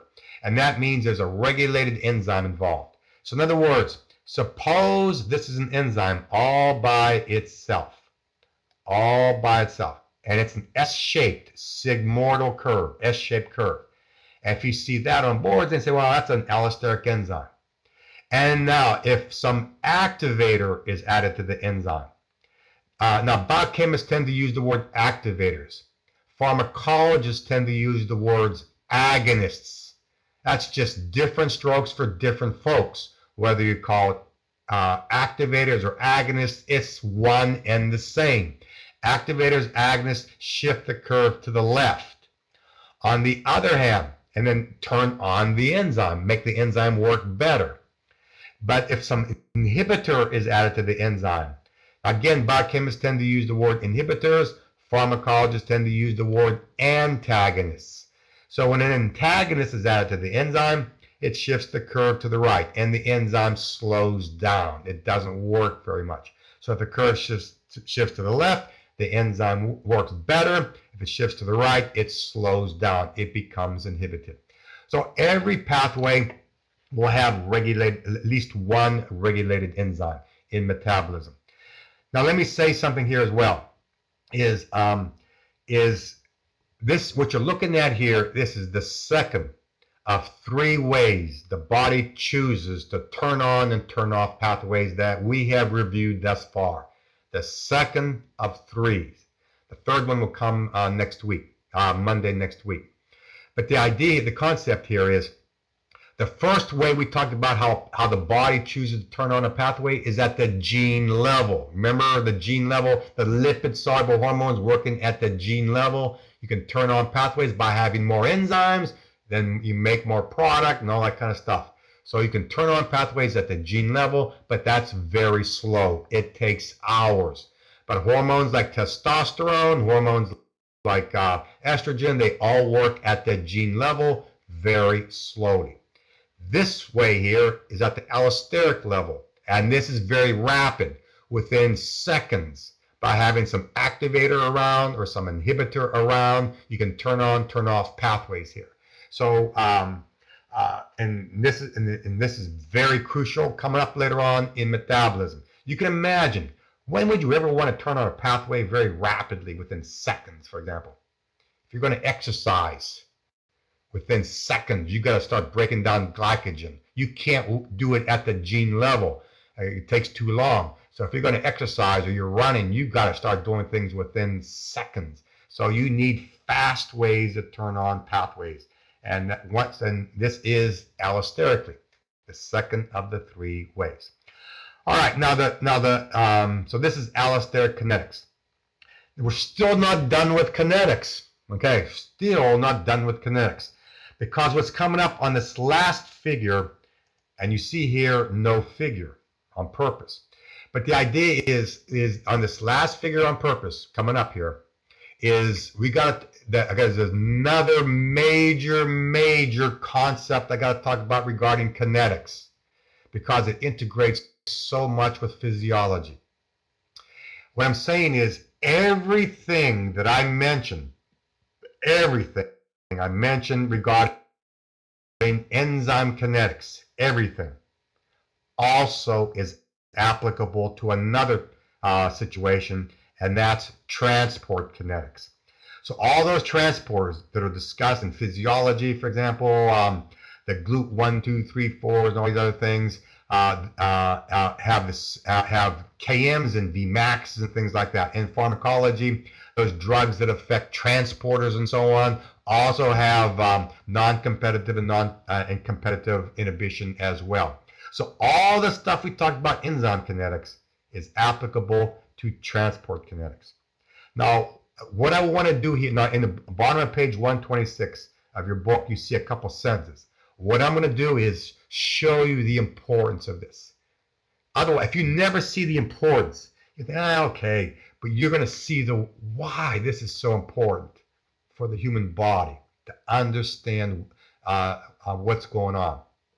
Now, what I'm going to do here is, the way I'm going to illustrate this principle of the importance of transport kinetics, what I want to do here is integrate this with what Dr. Wilson talked about. Let me ask you this just to make sure. Dr. Wilson talked about the GLUT transporters, right? The glucose transporters, correct? Didn't he talk about the glucose transporters? Yeah, that's right. Okay. All right. Now, as you know, there's a number of different kinds of GLUT transporters. GLUT 1, 2, 3, 4, for example, all this type of stuff.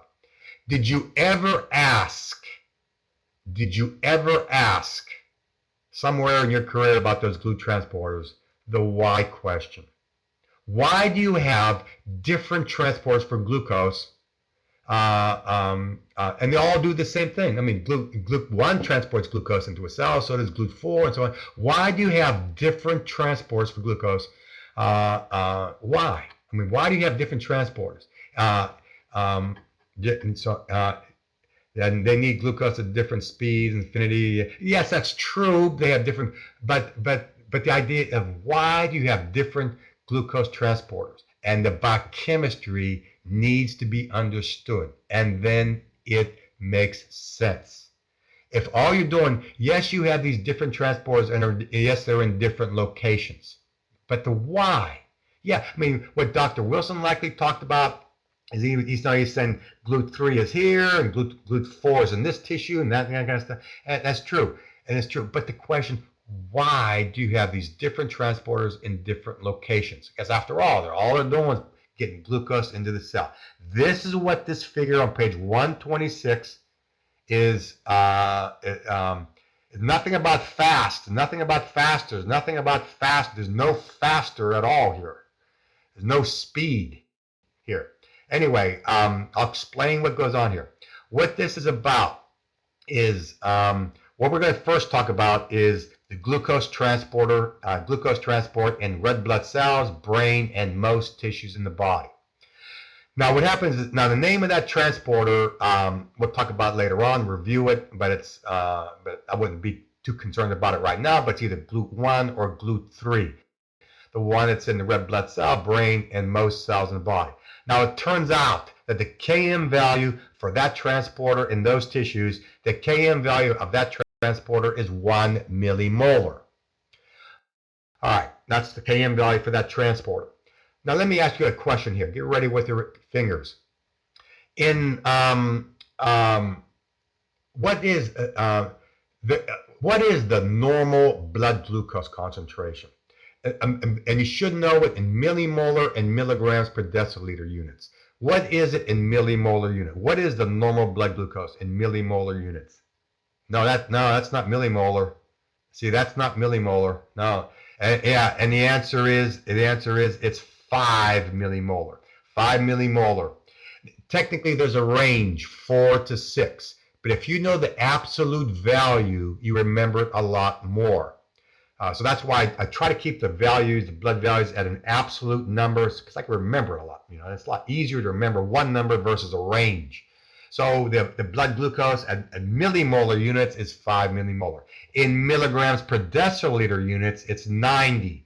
So those of you who said 70 to 110, like Fumi there and Iman and so on, you're thinking milligrams per deciliter here. So, and let me also say, in my opinion, there are 3 laboratory values you should know minimally know. Blood glucose, blood cholesterol, and blood bilirubin values. Now, cholesterol and bilirubin we'll talk about next week. But glucose, you should know it in millimolar units as well as milligrams per deciliter units. Because on a board exam, You know they're going to give you blood glucose values of patients on the USMLEs, and you don't want to go spending wasting seconds looking in the chart to find out what's the normal blood values for glucose. So minimally no blood glucose now, and then later on we'll talk about cholesterol and bilirubin values, indirect, direct. That's all stuff coming up later next Friday. Okay, now coming back to the millimolar units for glucose.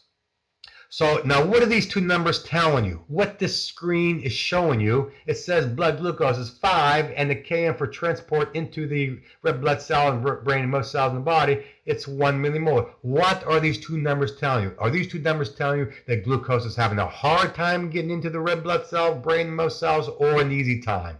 Hard time or easy time getting into these tissues? Hard time or easy time? That's right. It is an easy time. Now, how do you know that?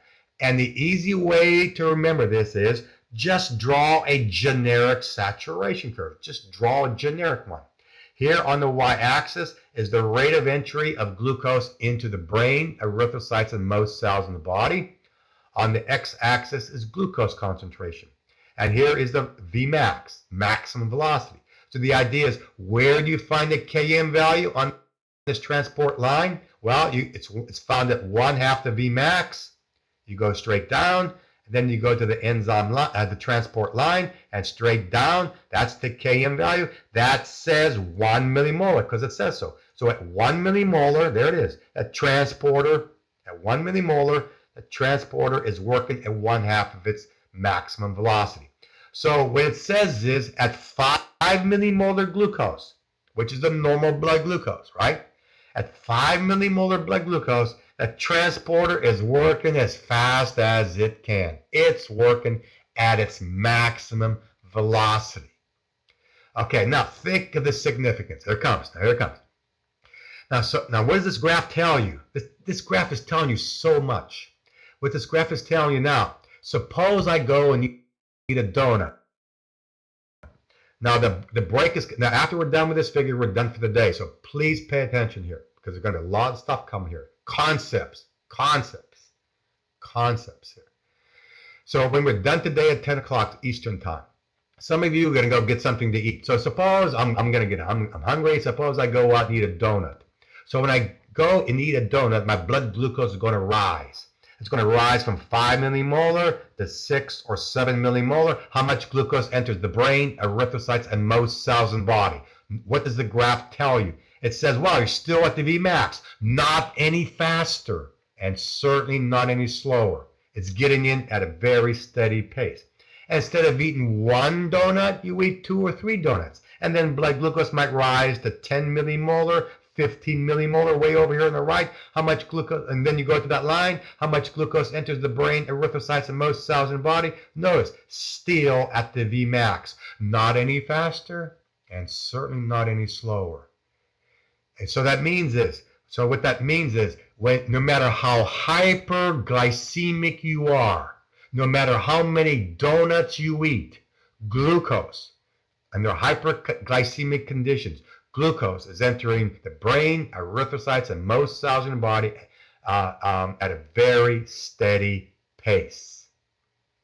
Zero order kinetics. No matter how much more glucose in the blood, you're not making any, glucose is not entering those cells at any faster rate. Zero order kinetics. Zero order means null there. So again, the more glucose in the blood, you're not more glucose entering those cells. It's getting in at a very steady pace. Zero order kinetics here. Now, suppose tonight, okay, after I ate that donut, I'm sleeping in bed. And then in the middle of the night, my blood glucose starting to drop. And it starts to drop below 5 millimolar. It drops down to 4.5 millimolar. And then, so when I wake up in the morning, it drops down to 4.5 millimolar. And when I wake up in the morning, how much glucose is entering my brain, erythrocytes, and most cells in the body? Notice, still at the Vmax. Not any faster, not any slower, still at the Vmax. And then because I was late waking up and I needed to run to church and all that, so as a result, I don't eat breakfast. And so then tomorrow, tomorrow morning, because I don't eat breakfast, my blood glucose might drop down to 4 millimolar. How much glucose enters the brain, erythrocytes, and most cells in the body? Notice, still at the Vmax. And then all day tomorrow, I don't eat anything. Why? I mean, money to go to McDonald's, for example, something along that line. And then the blood glucose will drop down to as physiologically low as it will ever get, down to about 3.5 to 3.4 millimolar. How much glucose enters the brain, erythrocytes, and most cells in the body? Notice, still at the Vmax. So in other words, what this graph says is, no matter how hyperglycemic you are, no matter how hypoglycemic you are, glucose is entering the brain, erythrocytes, and most cells in your body at a very steady pace. Zero order kinetics. Then you should ask, well, what would happen if blood glucose dropped below 3.5 millimolar? I mean, it would never, but suppose it did drop below 3.5 millimolar down to 3 millimolar, down to 2.5, down to 2 millimolar, and so on. Well, at that point there, you don't have to worry about how much glucose enters the brain, erythrocytes, and most cells in your body. You know why? Because you'll go into a coma and die. That's what this graph says. Look at the graph. Look what would happen if, it will never, but theoretically if blood glucose dropped down to 2 millimolar. What does the graph say? At 2 millimolar, as shown by this green arrow here, this is how much glucose would be entering your brain. This is how much glucose should be entering your brain. This less glucose entering your brain, as shown by the dotted arrow here. That's less glucose entering your brain, as a result, less glucose oxidation, less ATP production. If you're not making enough ATP, the membrane potentials don't work and the synapses don't work. As you talked about neurophysiology and so on, the brain doesn't work very well. So what happens? You'll start to get lightheaded. You'll eventually faint, collapse in a coma, and die. If glucose ever dropped below 3.5 millimolar or less. So what I'm driving at is the body is going to go all out to maintain blood glucose at 3.5 millimolar or greater, because it knows if it drops below 3.5 millimolar, then you're starting to get into that brain issues and all that kind of stuff, and you're going to coma situation. And for some reason you want to live, and you better do something about that. That's what the graph tells you, because it's the transporters that are in it. All right, now let me ask you this: Is this true of all cells and tissues in the body? Does the word etc. mean all? And the answer is no. That's right. Now let's look in the liver. In the liver, there is yet another transporter in the liver. So, by the way, coming back to these other tissues. So what this means is, and I'm going to drive home the point, that because this is zero order kinetics, zero order transporter, the transport of glucose in those tissues, the brain, erythrocytes, and most cells in the body, is at a constant rate, no matter how much glucose is in the blood physiologically, 3.5 millimolar or greater. Glucose is getting in at a very steady pace. Okay, that's zero order. Okay, but now in the liver, there is another transporter there, and that one is called GLUT2. We'll talk about that later. But now this particular transporter, this is the one that has a Km value of 15 millimolar. It has a high Km value, 15 millimolar. Here it comes. Get ready with a response. What are these two numbers telling you? It says here blood glucose is 5 millimolar. The Km for entry into the liver is 15 millimolar. Does that mean that the glucose is having a hard time or an easy time getting into the liver? Hard time or easy time? Hard time or easy time? It's having a hard time getting into the liver. Why? All you got to do is draw a generic saturation curve. Just draw a generic saturation curve. And then ask, where do you find the Km? The Km is found at 1/2 the V max. You go to the transport line. That tick right here, right? See that tick right there? That tick, it says, is 15 millimolar. The next tick is 30, and so on. So on the x-axis of the liver and liver transporter there, where do you find 5 millimolar? 5 millimolar is shown right there. So at 5 millimolar glucose, look at the transport curve. How much glucose is entering the liver? Well, go up to that line and straight across. That much glucose is entering the liver. Very little glucose enters the liver at 5 millimolar. Now, does that mean glucose never enters the liver in any appreciable amounts? Notice what's going to happen when you eat that donut in a few minutes from now. When you eat that donut, then the blood glucose is going to rise from 5 millimolar to 6 or 7 millimolar. How much glucose enters the liver? Notice, much greater. Instead of eating one donut, eat 2 or 3 donuts. Blood glucose might rise to 10 to 12 millimolar. How much glucose enters the liver? Notice, much greater. And then maybe you stopped at Dunkin' Donuts today after 3 o'clock and you had a 2-for-1 special. So you bought a whole box of dozen donuts and don't give me any. And as a result, the blood glucose might rise from 15 to 20 millimolar glucose. How much glucose enters the liver? Notice, much greater. So notice here, first order kinetics. First order kinetics. Meaning, significance.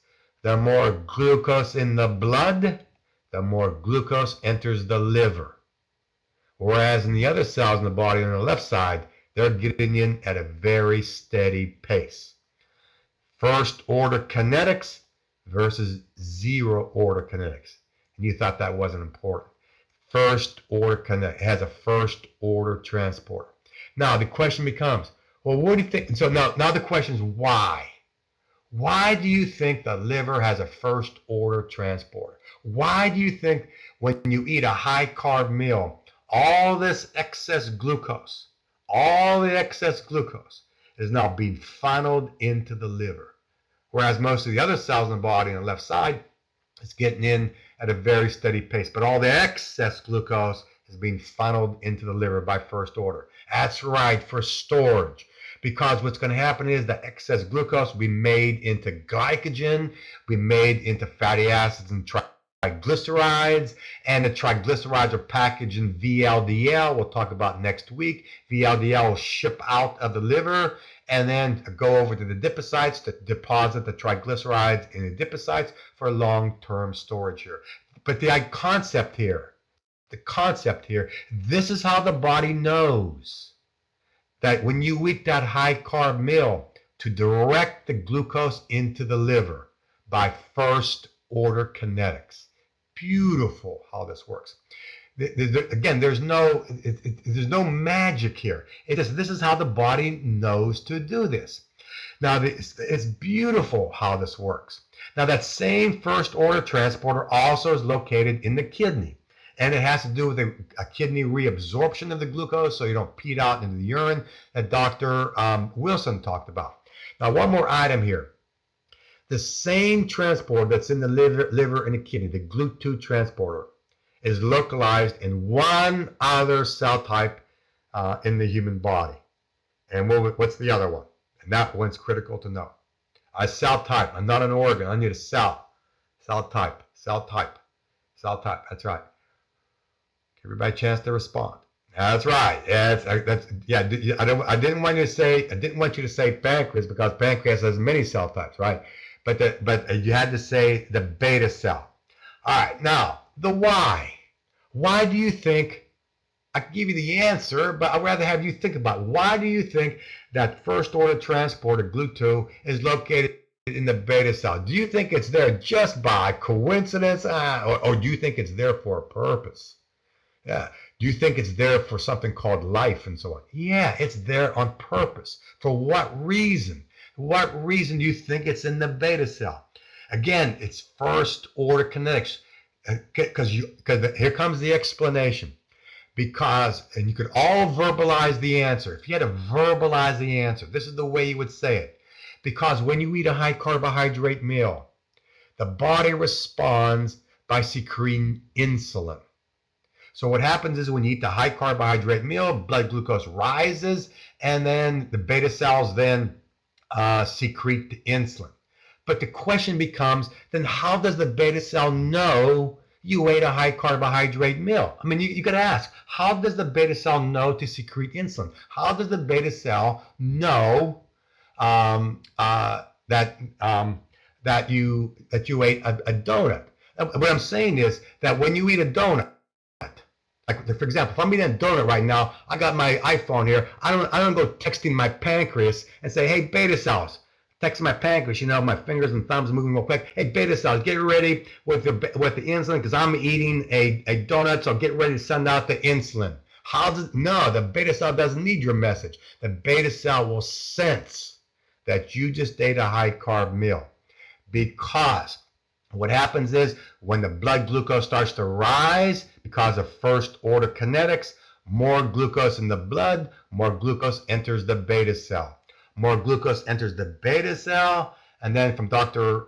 Wilson's review, that extra glucose comes into the beta cell, and then that triggers the release of insulin, all that depolarization that Dr. Wilson talked about. No need for me to get into that. It's in your book in biochemistry as well, but you know the mechanism.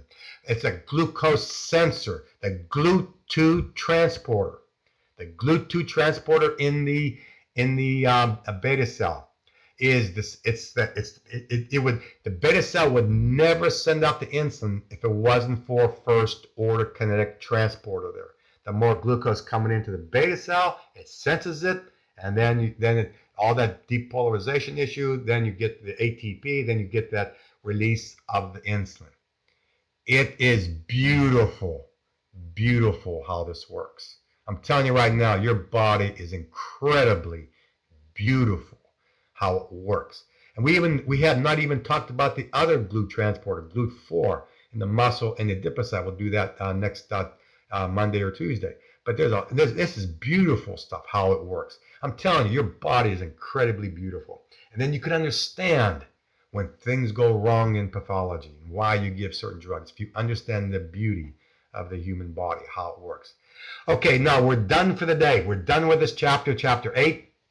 So what we're going to do is we're done, and I'm going to post a few questions on the Facebook. Again, now you got Sunday as well as Monday to go through them. Monday night I'll be back, and we're going to get into the chapter on hormones. Now these chapters got a huge integration on the water-soluble hormones, how epinephrine works, how insulin works, all coming up on chapter 9. Now another item here is, again, in the overall where we're going next week. This past week, all that stuff with genes, all that stuff with chromosomes, all the stuff we did today with enzymes and things, and what we do on Monday regarding hormones and things, and after that on vitamins and things, all that's doing is setting the stage for metabolism. Life is metabolism, and all we're doing is setting the stage for it. The beauty of metabolism. Okay, everybody, so it's been great being with you all tonight, and I'm glad you came because you saw how high yield this stuff is. So thank you, everybody. Have a great Mother's Day tomorrow, and you take care of yourself. Be careful, and I'll see you. Look forward to seeing you back here on Monday at 6 o'clock Eastern Time. And thank you, Dr. Mahad and Dr. Seda, as well as Beth. They're wonderful individuals to work with. Thank you so much. Take care and see you soon.